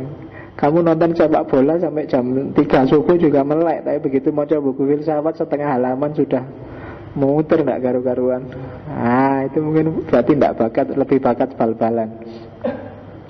Jadi suluk kita ditentukan oleh niat kita, yang targetnya adalah ketemu Allah. Tapi seandainya kok agak menjauh, loh aku belajar filsafat kok malah agamaku tidak karu-karuan ini, berarti satu di antara 3. Kan sering saya bilang, kadang-kadang orang tambah pinter itu agamanya tambah minimal. Semakin dia ngerti agama, semakin ya kayak sholat itu kan. Dulu waktu kamu belajar baru sedikit ilmunya tentang sholat, sholatnya kan masih luar biasa. Mungkin sekali sholat bisa 10 menit, 5 menit, karena kamu baca lengkap sholatnya utuh, doanya juga utuh. Tapi sekarang kamu semakin pinter, sholatnya semakin cepat. Terus ngalang-alai wis pokoknya balatan. Kadang-kadang saya makmum mahasiswa pernah itu, maca Fatihah baru bismillahirrahmanirrahim, alhamdulillahirabbil Allah. Waduh, cepet, seneng aku. Sholat bisa cepet itu. Berarti dia sudah sangat pintar sholatnya, sudah makome sudah melampaui yang fisik itu sudah. Jadi jiwanya langsung nyambung sama Allah. Jadi bacaan jangan macam-macam itu tidak penting lagi. Tambah pintar berarti kamu. Oke. Kalau memang kenyataannya kayak gitu, ya coba dievaluasi lagi. Dulu waktu nggak terlalu pintar saya itu Pak, ngaji rajin Pak, tahajud rajin, Ramadan itu khatam 2-3 kali. Sekarang semester 6, semester 7 ini Pak, khatam sekali Ramadan itu saya harus mati-matian Pak. Masih sisa 5 juz. Sholat malam apalagi. Nonton bal-balan itu kok enteng ya Pak. Nonton final jam 3 subuh ya melek. Tapi tahajud kok beratnya luar biasa. Itu agak introspeksi lagi. Jangan-jangan ilmumu semakin menghalangi kamu dari Allah. Agak cari mursyid lah yang bisa mempengaruhi jiwamu. Itu suluk. Oke. Nah, kenapa sih kok kelihatannya Ghazali itu melihat ada orang yang bakat, ada orang yang enggak, Ada orang yang perlu belajar filsafat, ada yang tidak harus belajar. Karena bagi Ibnu Rus, manusia itu ada 3 jenis, ada 3 level. Ada kelompok Khotobiyun, ada kelompok Jadaliyun, ada kelompok Burhaniyun. Kelompok Khotobiyun tidak bisa dia pakai argumen filosofis. Ini orang awam, orang biasa, tidak bisa berpikir mendalam. Cara mentransfer pengetahuan, cara ngasih taunya pakai mau'idhah hasanah, tausiah, ceramah, pakai retorika. Dikasih tahu, diperintah, diinstruksikan, dilarang, itu retorika. Level Khotobiyun. Kadang-kadang pakai diiming-imingi, kadang harus diancam-ancam. Karena memang ada level orang yang semacam ini, level awam. Kalau nggak diiming-imingi males. Barang siapa sholat berjamaah, pahalanya akan dilipatkan 27 derajat. Wah, 27 lumayan. Baru diiming-imingi itu kamu mau. Kalau nggak ada itunya kamu nggak mau. Coba ada dalil lain. Sholat jamaah di masjid yang 27 itu pahalanya sebenarnya sama saja dengan membaca Qul huwallahu ahad 5 kali. Nah, kamu mesti Allah maca Qul huwai padha wae kan gitu. Kamu kan mesti gitu. Milih negosiasi pokoknya padha wae ternyata gitu aja. Nah, jadi harus diiming-imingi. Makanya banyak hati-hati kalau baca Quran, kadang-kadang ada ayat-ayat yang memang ditujukan untuk mereka yang di level Khotobiyun. Dikasih iming-iming, dikasih ancaman, dikasih simbol-simbol yang bikin dia tertarik. Di sana ada bidadari-bidadari yang siap pakai, ready for use anytime. Wah, terus orang, wah semangat ini. Orang takut perang terus diiming-imingi, ayo perang, barang siapa syahid dalam perang langsung dijemput oleh 70 bidadari. Cakep-cakep. Wow, ayo perang kalau gitu lumayan. Di sini nggak laku-laku, di sana dijemput 70 misalnya kan. Lihat kan? Iming-imingnya gitu. Tapi kalau cuma silahkan, mari kita berjihad untuk memperoleh ridho Allah. Aku mesti malas, Allah ridho Allah susah. Tapi kalau diiming-imingi bidadari 70, wah kamu semangat mesti. Ya kan? Levelnya level Khotobiyun, masih kalkulasi matematika kalau sama Allah. Maka kamu kalau dakwah juga lihat level masyarakatnya apa dulu. Ya kalau level ini ngaji filsafat, modelnya ya ndak Khotobiyun. Tapi kalau di masyarakat ya harus levelnya Khotobiyun. Pakai retorika. Jangan khutbah Jumat kamu ngomong menurut Ibnu Sina. Wah, jamaah ngantuk mesti. Levelnya beda. Gitu. Alam ini kodim apa tidak kodim? Orang-orang mesti judek ngomong apa gue. Mereka levelnya Khotobiyun. Ya bisa dinaikkan level, tapi kan tidak serta-merta. Untuk level ini ya mau'idhah hasanah. Sebaliknya orang yang level filosof, yang burhaniyun kok dikasih Khotobiyun juga mesti ngantuk. Kayak kamu mau'idhah hasanah, isinya wasiat takwa, kemudian nyuruh kamu bersabar, nyuruh kamu kan mesti aduh, sudah tidak level. Kamu diiming-imingi bidadari sudah gak terlalu percaya kan? Bidadari kayak apa ya? Karena kamu, kenapa levelmu sudah naik? Yang bisa menarik kamu mungkin bukan yang jenis itu. Ada banyak ayat yang level beda lagi. Ada level atasnya, level jadaliyun. Metodenya namanya jadal. Jadi ini untuk mereka yang sudah mulai mampu berpikir, ahli-ahli ilmu kalam.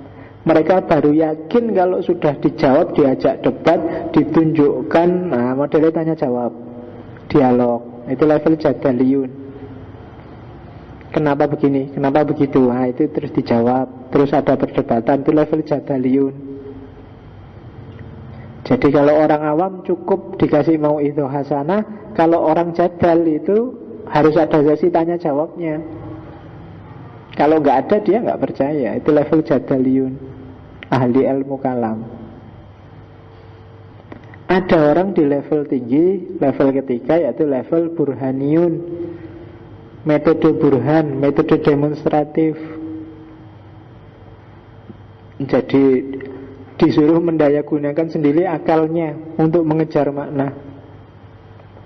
Kalau jadaliyun ya masih coba lihat dalilnya, coba lihat dasarnya, itu jadaliyun. Tapi kalau burhaniyun sudah, coba kamu pikir, coba kamu renungkan, coba kamu pikirkan, itu level burhaniyun. Jadi pakai metode demonstratif. Iya ya, alam semesta ini kadang sumuk, kadang dingin. Sumuknya juga masih bisa ditanggung oleh manusia, dingin juga masih bisa ditanggung oleh, nggak terlalu sumuk sehingga orang nggak kuat, nggak terlalu dingin. Pasti ada yang ngatur, ini nggak kebetulan.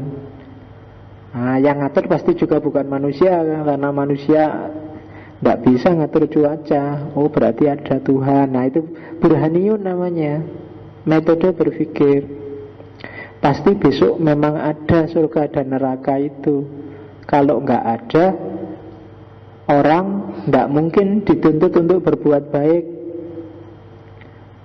Kalau orang dituntut untuk berbuat baik, berarti besok ada pembalasannya.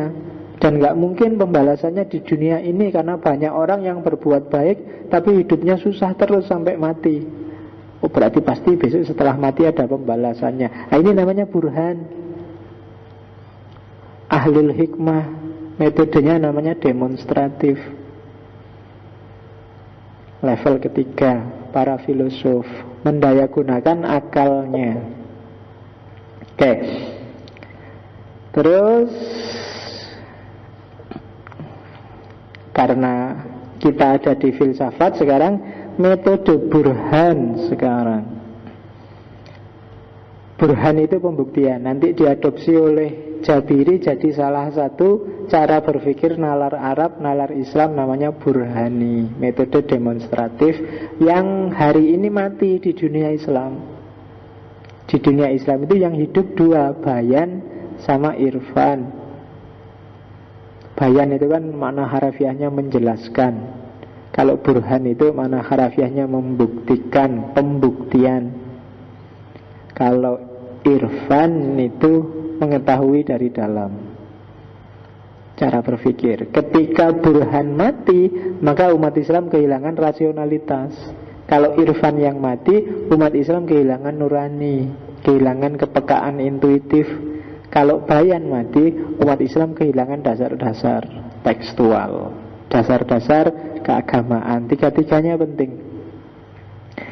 Nah, burhan itu pembuktian demonstratif. Kalau pakai logikanya Ibnu Rus, hasilnya burhan itu pasti tidak bertentangan dengan syariah. Kadang-kadang memang disebut langsung oleh syariah, ada ayatnya, ada dalilnya. Kadang-kadang tidak disebut. Tidak apa-apa, pasti sesuai. Kok ada yang rasanya tidak sesuai? Kok ini hasil pikiranku secara rasional gini? Kok tidak cocok ya sama teksnya? Katanya Ibnu Rushd, coba dipahami lagi teksnya dengan jalan takwil. Takwil itu kalau definisinya Ibnu Rushd mengeluarkan makna dari dalalah atau dilalah al-haqiqah kepada dilalah al-majaziyah, dari makna asli kepada makna majaz. Metode takwil yang paling sering dipakai oleh Ibnu Rushd adalah qiyas, silogisme. Jadi menurut akalku apa?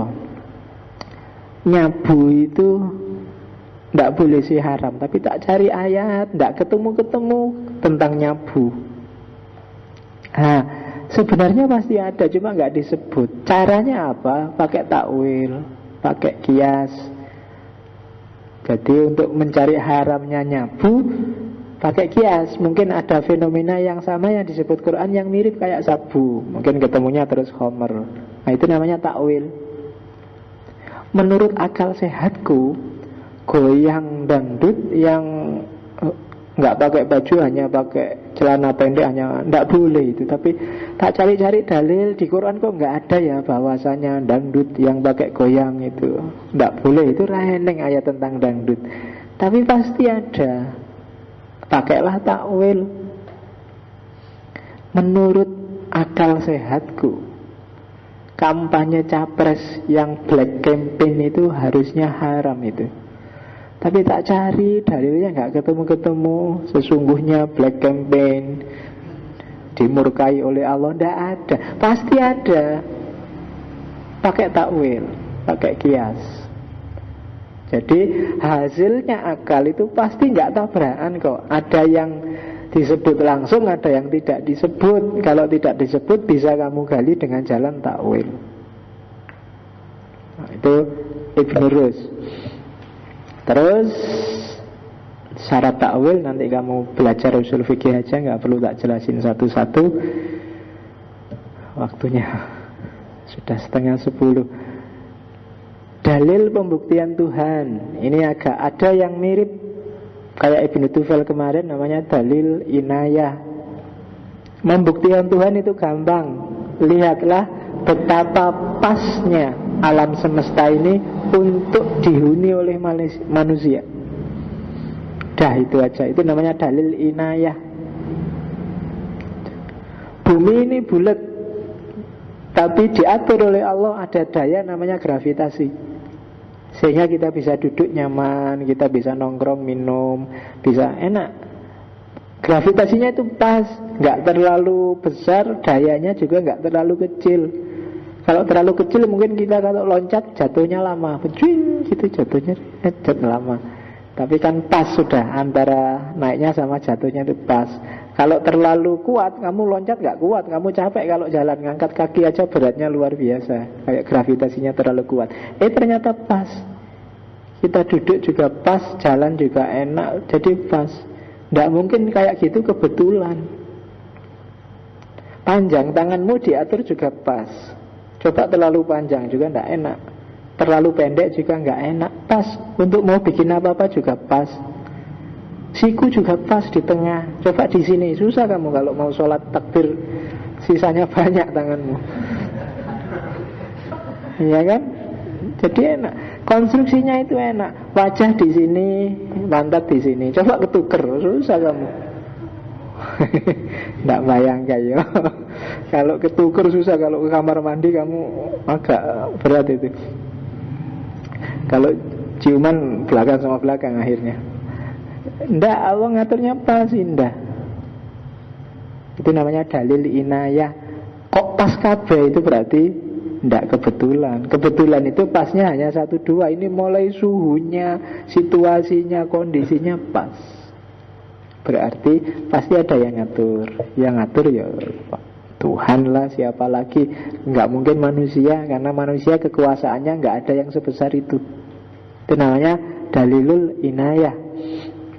Yang kedua, dalilul ikhtira. Dalil ikhtira itu betapa majmuknya kehidupan ini. Manusia sebagai yang punya level paling tinggi, di bawahnya ada binatang, di bawah binatang ada tumbuh-tumbuhan, terus ada benda-benda, komposisinya, jumlahnya, populasinya macam pas ternyata. Dalil ikhtira. Kondisi makhluk hidup pas. Itu ikhtira. Ternyata jumlahnya ayam juga segitu, imbang dengan kebutuhan jumlahnya manusia. Itu ikhtira. Jadi kondisi alam. Hanya kadang-kadang manusia sering merusak kondisi ikhtira ini. Kamu melakukan penambangan besar-besaran, merusak keseimbangan. Padahal hakikatnya alam ini sudah diatur sangat seimbang oleh Allah. Dan kondisi semacam itu pasti tidak kebetulan, pasti ada yang ngatur. Itu dalilul ikhtira. Yang ketiga, dalil gerak. Jadi gerakan alam semesta yang tertib dengan rotasinya, dengan kondisi manusianya, pasti ada yang menggerakkan. Kapan orang harus lahir, kapan orang harus mati, jumlahnya, kemampuan bumi untuk menampungnya itu pas. Gerak manusia, apa yang bisa digerakkan, apa yang tidak bisa bergerak, waktu, gerakan alam dan seterusnya itu selalu sesuai dan pasti bukan manusia dan pasti juga tidak kebetulan.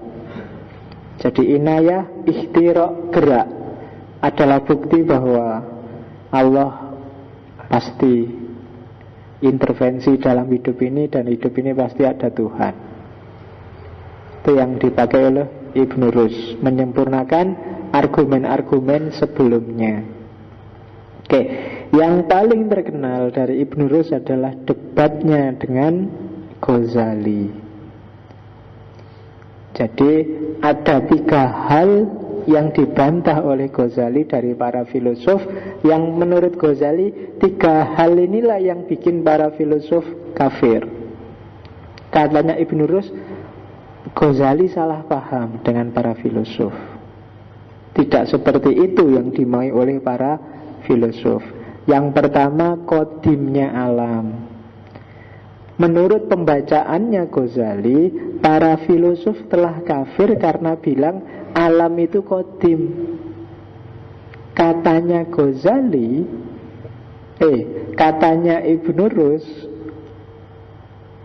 tidak begitu yang dimaksud oleh para filosof.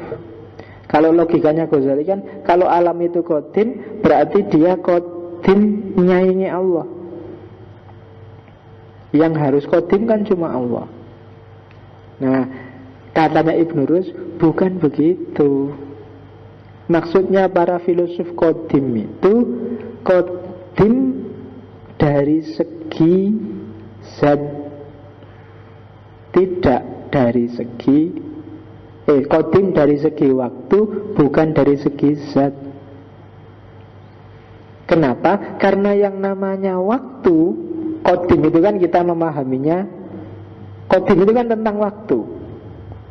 Dia berarti di luar waktu, tidak berwaktu. Maka alam ini disebut kodim oleh para filosof. Kenapa? Karena alam ada sebelum waktu. Kenapa alam kok ada sebelum waktu? Karena waktu itu ada hasil dari gerakan alam. Ada sekarang, besok, hari ini itu kan karena alamnya gerak, perputaran alam.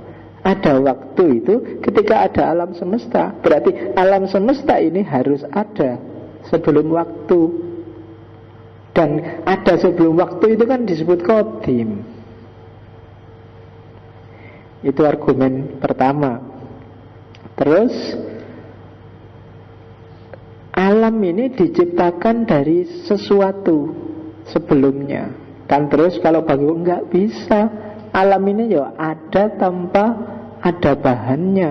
Kalau bagi Ibn Rus loh, banyak isyarat dalam Quran yang Allah bilang sebelum ada alam ini sudah banyak sesuatu. Ya contohnya ars, mak, kan itu arsnya Allah. Itu kan berarti ada sesuatu namanya ars. Allah sudah menciptakan ars duluan. Bertahta di atas air, kan di atasnya air, di atasnya ars. Itu kan berarti banyak hal lain sebelum alam yang diciptakan oleh Allah. Dan alam semesta sangat mungkin dari bahan-bahan yang sudah ada sebelumnya itu yang kemudian diubah. Jadi menjadikan, jadi penciptaan tidak dari tidak ada sama sekali. Meskipun Ibn Rus mengkritik para filosof yang pakai emanasi, pelimpahan-pelimpahan. Tapi dia setuju bahwa adanya alam itu pasti ada bahannya dulu. Kenapa? Karena secara logika tidak mungkin sesuatu itu dari tidak ada menjadi ada. Tidak ada Adam, tidak ada ya tidak ada saja. Kalau ada ya ada. Nggak mungkin ada satu barang dia punya kualitas tidak ada sekaligus ada. Akal susah memahaminya. Gelas ini semula tidak ada, tapi sebenarnya dia sebelum jadi gelas mungkin jadi kaca, sebelum jadi kaca mungkin jadi pasir, sebelum jadi selalu ada. Hakikatnya sebelumnya memang sudah ada. Kalau tidak ada ya memang tidak ada. Jadi yang tidak ada ya tidak ada. Yang ada pasti ada. Nah, itu yang jadi di titik-titik ini ada selisih persepsi, bukan pertentangan. Yang menurut Ibn Rushd, Ghazali salah paham. Jadi kalau tidak ada, ya makanya kan kayak orang ngomong barang hilang itu tidak ada. Ya dia pindah tempat atau ganti bentuk atau jadi nggak ada. Dompetku kok hilang, katanya siapa? Kalau dompetmu hilang, dompetmu paling dibawa siapa, dipegang siapa, sekarang ada di mana, hanya saja nggak kamu. Tapi dia nggak hilang karena awalnya sudah ada. Sebelumnya juga mungkin dia dalam bentuk kulit, dalam bentuk ya sudah ada. Yang sudah ada nggak mungkin nggak ada. Yang nggak ada nggak mungkin ada. Itu logika kayak ini judek kamu mikirnya. Yang sudah ada mesti nggak ada ya kan? Kamu sebelum jadi manusia kayak gini kan paling dari setetes airnya kan dari setetes apa, mungkin dari sari makanan, dari makanan bulat itu ada, dari ada, nggak mungkin dari nggak ada jadi ada.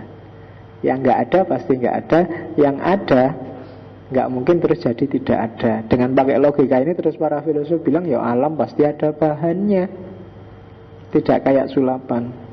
Loh nanti jangan-jangan bahannya ini kodimnya nyainya Allah. Enggak, kodim dalam definisi apa dulu? Dari segi zat apa dari segi waktu? Nah itu yang pertama. Oke, itu tadi sudah. Ya nanti silakan dibaca. Kalau bagi Ibn Rushd, wujud itu ada 3. Ada wujud yang adanya karena sesuatu yang lain, ada wujud yang adanya tidak butuh yang lain, ada wujud yang tengah-tengah, antara-antara. Dirinya sendiri 2 adalah problem pengetahuan Tuhan. Jadi ada beberapa filosof peripatetik, Ibnu Sina, Farabi khususnya, katanya Ghazali, dianggap Ghazali kafir karena mereka berpendapat bahwa Tuhan itu hanya ngerti yang besar-besar. Pengetahuan Tuhan itu hanya kuliat. Tuhan tidak ngerti tentang juz'iyat. Jadi ya misalnya Tuhan ngerti bahwa aku ngajar di sini malam ini mungkin urusan besar, tapi detail proses ngajinya penentunya aku. Tuhan ngerti bahwa mungkin kamu besok masuk surga, tapi prosedur masuk surganya urusanmu. Yang juz'iyat Tuhan nggak ngurusi. Itu partikularitas dan universalitas. Tuhan ngerti yang besar-besar, hukum-hukum alam yang besar. Dan itu nanti hubungannya kan sama perbuatan manusia, bahwa manusia itu ya bebas ngurusi yang kecil-kecil. Tapi Tuhan ngerti hukum-hukum universal, bahwa kalau dia murtad kafir ya besok dia masuk neraka dan seterusnya. Nah, bagi Ghazali, klaim para filosof yang semacam ini mengindikasikan melecehkan Tuhan. Emangnya Tuhan nggak ngerti sampai yang detail kecil-kecil? Kok berani bilang begitu? Nah terus dibilanglah oleh Ibn Rushd, Ghazali sampean salah paham. Yang dimaksud para filosof itu tidak begitu. Yang dimaksud para filosof adalah pengetahuannya Tuhan tentang perincian itu tidak sama dengan pengetahuannya manusia tentang yang perincian. Jadi Tuhan tidak tahu tentang yang perincian versi perinciannya manusia. Contohnya gini loh, banyak hal kecil yang itu kalau Tuhan tahu itu malah mencederai kebesarannya Tuhan. Tak kasih contoh yang agak kasar. Misalnya manusia, kamu tahu nggak rasanya perutmu mules pagi-pagi? Tahu ya karena kamu pernah mules. Atau ada yang nggak tahu, nggak pernah mules sepanjang hidupnya? Rasa mules ini kan kamu ngerti kenapa? Kamu merasakan mules. Itu kan hal kecil namanya mules. Kamu ngerti tentang mules karena kamu pernah merasakan mules. Orang yang nggak pernah mules, kamu ceritain mules itu kayak gini, dia susah sekali membayangkan. Kayak gimana sih? hanya diketahui oleh yang punya rasa. Nah, Tuhan tahu pengetahuan, dia ngerti tentang fenomena mulus itu, tapi pengetahuannya Tuhan beda dengan pengetahuanmu. Levelnya, intensitasnya, keutuhannya nggak mungkin persis kayak kamu. Karena kalau persis kayak kamu, Tuhan harus mulus duluan. Kan gitu. Kalau tanpa mulus duluan, Tuhan nggak akan ngerti kayak kamu kan. Baru kalau dia mulus, oh kayak gini rasa mulus, berarti aku tahu tentang mulus. Tapi kalau Tuhan mulus itu kan nggak mungkin. Jadi pengetahuannya Tuhan beda dengan pengetahuan kita. Nah, itu pembelaannya Ibn Rus pada para filosof. Jadi bukan itu maksudnya Farabi sama Ibnu Sina. Tuhan ngerti juga tentang partikularitas, tapi tidak seperti pemahamannya manusia tentang partikularitas. Karena pemahamannya manusia itu dinamis, berubah-ubah, kontekstual. Sekarang A, besok berubah-ubah. Kalau Tuhan ngerti juga yang berubah-ubah kayak gini, ya berarti merendahkan derajatnya Tuhan. Nah, itu bantahannya Ibn Rus. Yang ketiga, kebangkitan jasmani. Memang Ibnu Sina, Farabi bilang besok yang dibangkitkan itu rohaninya. Jasmaninya sudah rusak. Kalau dibuka kuburan kan jelas sudah rusak itu. Hancur jasmaninya. Katanya Ghazali, Quran sudah bilang bahwa kita dibangkitkan, ya berarti jasmani sama rohani. Besok jasmani itu akan, yang sudah rusak itu akan diutuhkan lagi. Nah, Ibn Rus membela para filosof. Ghazali tidak begitu. Dia tetap setuju bahwa rohani yang dibangkitkan. Kenapa? Ya karena memang jasmaninya sudah rusak. Loh, besok kan dikasih jasad baru. Tidak adil Allah kalau ngasih jasad baru. Dulu yang punya dosa jasad lama. Dulu yang melakukan kesalahan jasad yang lama. Kok sekarang dikasih jasad baru? Seandainya ada jasad baru yang dipentungi, yang dikeprui, berarti keliru harusnya. Terus itu. Dan katanya Ibn Rus, pembalasan, penyiksaan, enak, ndak enak, sakit, sumpek, sedih, itu kan rohani, bukan jasmani. Bahwa di Quran terang-terangan Allah ngomong besok kepalanya dipukul pakai batu, pecah balik lagi. Lo kan memang ngomongnya di level khotobiyun, di level orang-orang yang kalau digambarkan secara abstrak nggak nyampe pikirannya mereka. Digambarkan sadis. Jadi terus neraka itu kan bayangannya koyok bengkel, koyok pertukangan. Di situ ada gergaji, ada palu, ada linggis, ada itu kan bayanganmu kan gitu. Karena memang orang zaman itu disuruh mikir abstrak juga susah. Tapi hakikatnya kan di neraka kamu akan merasa sengsara, di surga kamu merasa senang. Intinya kan itu aja. Dan urusan rasa merasa itu kan rohani, bukan jasmani. Rohaninya disiksa, bisa kok jasmaninya senang. Misalnya para pejuang, para mujahid zaman dulu mungkin disiksa, tapi dia merasa bahagia besok segera ketemu. Itu kan rohaninya senang meskipun jasmaninya disakiti. Jadi justru siksaan itu pada rohani, bukan jasmani. Rasa sakit itu pada rohani, bukan jasmani. Jadi jawabannya Ibn Rus, enggak. Ghazali salah paham lagi dengan para filosof. Yang dimaksud bukan itu. Memang rohani yang nanti dibangkitkan. Karena jasmani itu tanah, dari tanah kembali ke tanah. Yang kembali ke Allah itu kan rohani. Wa nafahtu fihi min ruhi. Nah, itu kebangkitan jasmani. Ibn Rus nulis juga tentang politik. Dia punya teori al-jumhuriyah wal ahkam. Ini khas dari dia, agak mirip Al-Madinah Al-Fadilah. Sebenarnya untuk merespon kondisi politik saat itu. Ya prinsip-prinsipnya ada 5. Yang pertama adalah hukum atau syariat. Yang kedua adalah kedaulatan rakyat, siyadatul ummah. Yang ketiga adalah hak asasi manusia, al-hukuk al-insaniyah. Yang keempat adalah kepala negara, rois atau khalifahnya. Kemudian yang kelima adalah hubungan kenegaraan, al-ahkam ad-daulah, hubungan internasionalnya. Satu negara kalau 5 ini beres, insya Allah negara itu maju. Jadi hukumnya tegak, hukum kan bahasa Islamnya syariah, kemudian kedaulatan rakyatnya terpenuhi, rakyatnya berdaulat, kemudian hak asasi manusia dilindungi, dijamin. Yang keempat, kepala negaranya berkualitas. Dan yang kelima, hubungan dengan negara lain bagus, maka jaminan negara itu makmur, tentram, tujuan-tujuan kenegaraan bisa dicapai. Maka carilah presiden yang bisa mewujudkan 5 itu besok untuk pilpres. Gimana komitmen dia terhadap penegakan hukum? Indonesia ini pontang-panting luar biasa karena hukumnya nggak bisa tegak. Maka selalu bikin hukum sampingan, hukum baru untuk menguatkan hukum yang lama. Itu menunjukkan bahwa pemerintahnya tidak kuat. Masih butuh KPK, masih butuh banyak institusi baru. Padahal sebenarnya sejak lama kan sudah orang tidak boleh korupsi dengan hukum yang lama. Tapi karena yang lama nggak bisa tegak, terus ditambah terus hukum-hukum yang baru.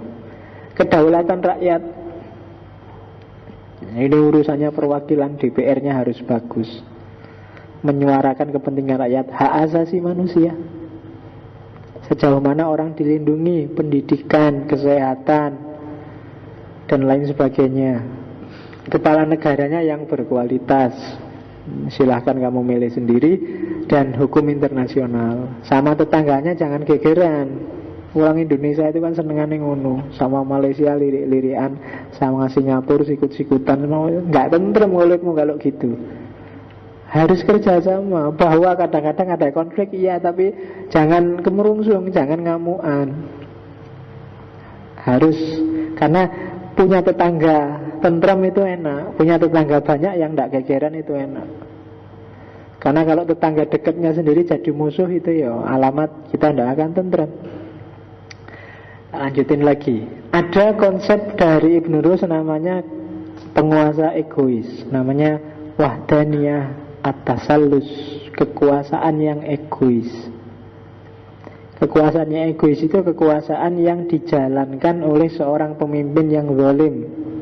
Cirinya adalah alladzi yaqumu bil hukmi fi sabili nafsi la fi sabilil ummah. Cirinya gampang, kalau pemimpin cara berpikirnya hanya aku yang benar,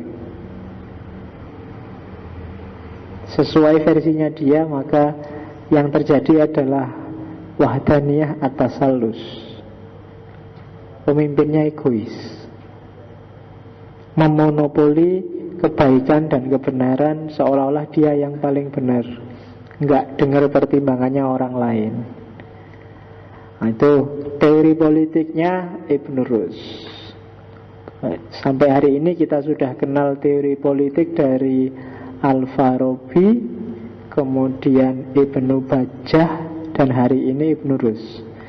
Sebenarnya nanti puncak teori politik kalau dalam Islam ketemunya di Al-Mawardi, Al-Ahkam As-Sultaniyah, yang dijiplak oleh Machiavelli jadi il principle, yang diterjemahkan jadi sang pangeran. Itu sebenarnya agak jiplaan dari Al-Ahkam As-Sultaniyah, politik yang agak pragmatis. Oke. Terakhir fikih, ide yang agak original dari Ibn Rus adalah fikih yang rasional. Jadi fikih yang tidak ikut apa saja kata para ulama, kata para mujtahid, tapi juga harus ngerti dalilnya. Fakih yang tidak cuma menghafalkan dalil, menghafalkan pikiran para ulama terdahulu, tapi juga bisa menciptakan fikih baru dan metode istinbat yang baru. Itu fikih rasional. Hari ini masih belum jalan. Hari ini fikih kita masih fikih yang fikih yang taklidi, belum fikih yang ijtihadi. Jadi kita masih pokoknya harus Syafi'i, pokoknya harus Maliki, pokoknya harus, nah itu berarti belum rasional. Fikih yang rasional itu melahirkan mujtahid. Makanya dia nulis Bidayatul Mujtahid, mujtahid pemula. Jadi seorang mujtahid yang ngerti cara menetapkan hukum dari dalil. Jadi tidak sekedar ikut. Hari ini kan banyak orang sok dalam arti tiap hari bilang harus kembali pada Quran dan hadis, harus kembali pada nas asli. Iya, kita semua harus kembali, tapi ya harus ngerti caranya. Nggak sekedar baca dan ngerti terjemahannya. Ada metodenya sendiri. Nggak sekedar artinya ini terus maksudnya ini, nggak sekedar itu. Maka setiap orang harus rasional, harus menjadi mujtahid, tidak sekedar ikut-ikutan, juga tidak sekedar jargonal, tapi dijalankan. Dan kalau bagi Ibnu Rus, prinsip syariat adalah prinsip akhlak. Karena memang visi besarnya kenabian adalah liutamima makarimal akhlak. Tidak mungkin Allah menetapkan hukum, menetapkan syarat tanpa ada visi moralitasnya. Sholat, zakat, puasa, haji, sedekah, tahajud, semuanya itu pasti ada muatan moralitasnya. Dan muatan moralitas itulah sebenarnya sasaran. Kalau ibadah fisiknya itu jalannya. Maka puncak seorang muslim bukan yang tahajudnya paling panjang dan sholatnya paling rajin, tapi yang akhlaknya paling jempolan.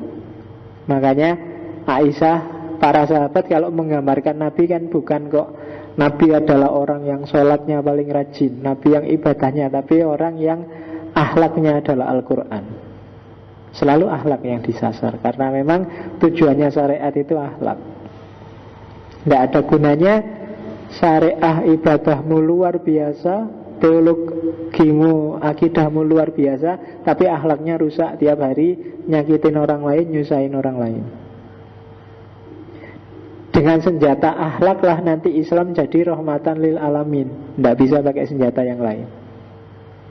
Jadi kalau Islam ingin merebut peradaban, hari ini yang paling mungkin adalah pakai jalur moralitas, akhlak, spiritualitas. Dan itu yang dicari-cari oleh Barat yang sampai hari ini belum ketemu. Kamu yang punya nggak paham-paham. Itu yang menurut saya jadi masalah.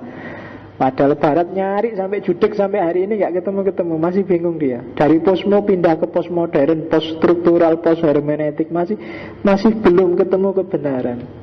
Sebenarnya sudah dikasih isyarat oleh Fritz Swan, oleh Hussein Nasr, oleh dengan Saintia Sakranya. Tapi kita masih belum tangkap, masih blur, masih bingung. Kita masih bercita-cita jadi modern, pingin kaya, pingin punya mobil, pingin teknologi canggih, pingin HP, masih pingin modern. Sementara Barat sudah geser lagi dari modern. Jadi ya masih lama kalau kita masih pingin mengekor Barat. Barat sudah pingin meninggalkan modern, kita baru pingin jadi modern. Jadi masih panjang. Padahal kita punya sesuatu yang dicari Barat sejak lama dan tidak ketemu-ketemu. Kita yang punya aja sekarang sudah lupa tempatnya di mana. Jadi berdoa ya akhirnya hilang. Oke, terakhir. Oh enggak ada, sudah selesai. Itu sebenarnya kalimat ngutip dari salah satu kitabnya Ibnu Rus, cuma dikutip di film yang tak sebut tadi. Jadi ending titelnya ada kalimat Al-Afkar itu lahul ajniha. Jadi ideas has harusnya have, tapi di situ tulis has wings, no one can stop their flights. Ide, pikiran itu punya sayapnya sendiri. Tidak akan ada orang yang bisa menghentikan kemana dia terbang. Itu kalau di film itu karena pikiran-pikirannya Ibnu Rus itu kan diberangus habis-habisan di abad 15. Semua kitab-kitabnya dibakar, dia diasingkan. Tapi ide, pikiran itu adalah makhluk yang punya sayap sendiri. Jangan khawatir, dia pasti selamat. Dia bisa cari survivalnya sendiri. Dia bisa cari tempat sendiri kemana dia akan terbang. Dan buktinya masih banyak kitab-kitabnya Ibn Rus yang sampai hari ini masih bisa kamu baca. Dari sekitar 68an kitabnya masih puluhan yang bisa selamat. Karena ternyata meskipun di perpustakaan Islam dibakar, banyak para tokoh, para ilmuwan barat Kristen yang mengoleksi kitab-kitabnya Ibn Rus sejak Ibn Rus masih hidup, sehingga banyak yang terselamatkan. Dan keyakinannya Ibn Rus akhirnya akan terbukti bahwa jangan khawatir, ide atau pemikiran itu punya sayapnya sendiri. Dia akan cari tempat sendiri kemana dia akan terbang. Dan nanti kayak gini kan diwarisi oleh Hegel bahwa alam semesta punya ruh rasionalnya sendiri. Apapun yang terjadi, yang lebih rasional yang akan survive.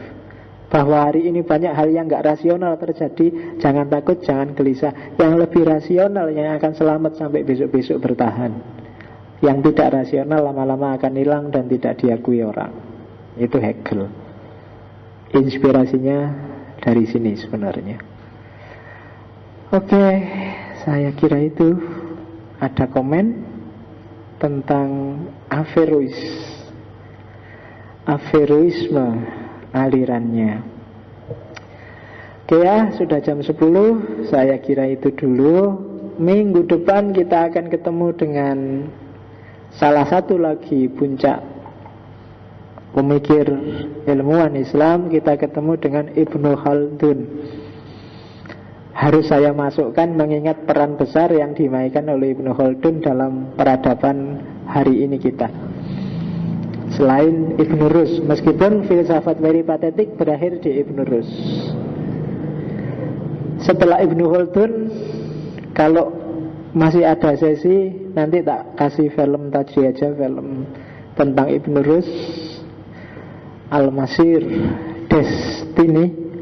Dan kita akan ketemu lagi insya Allah nanti habis Idul Fitri ya.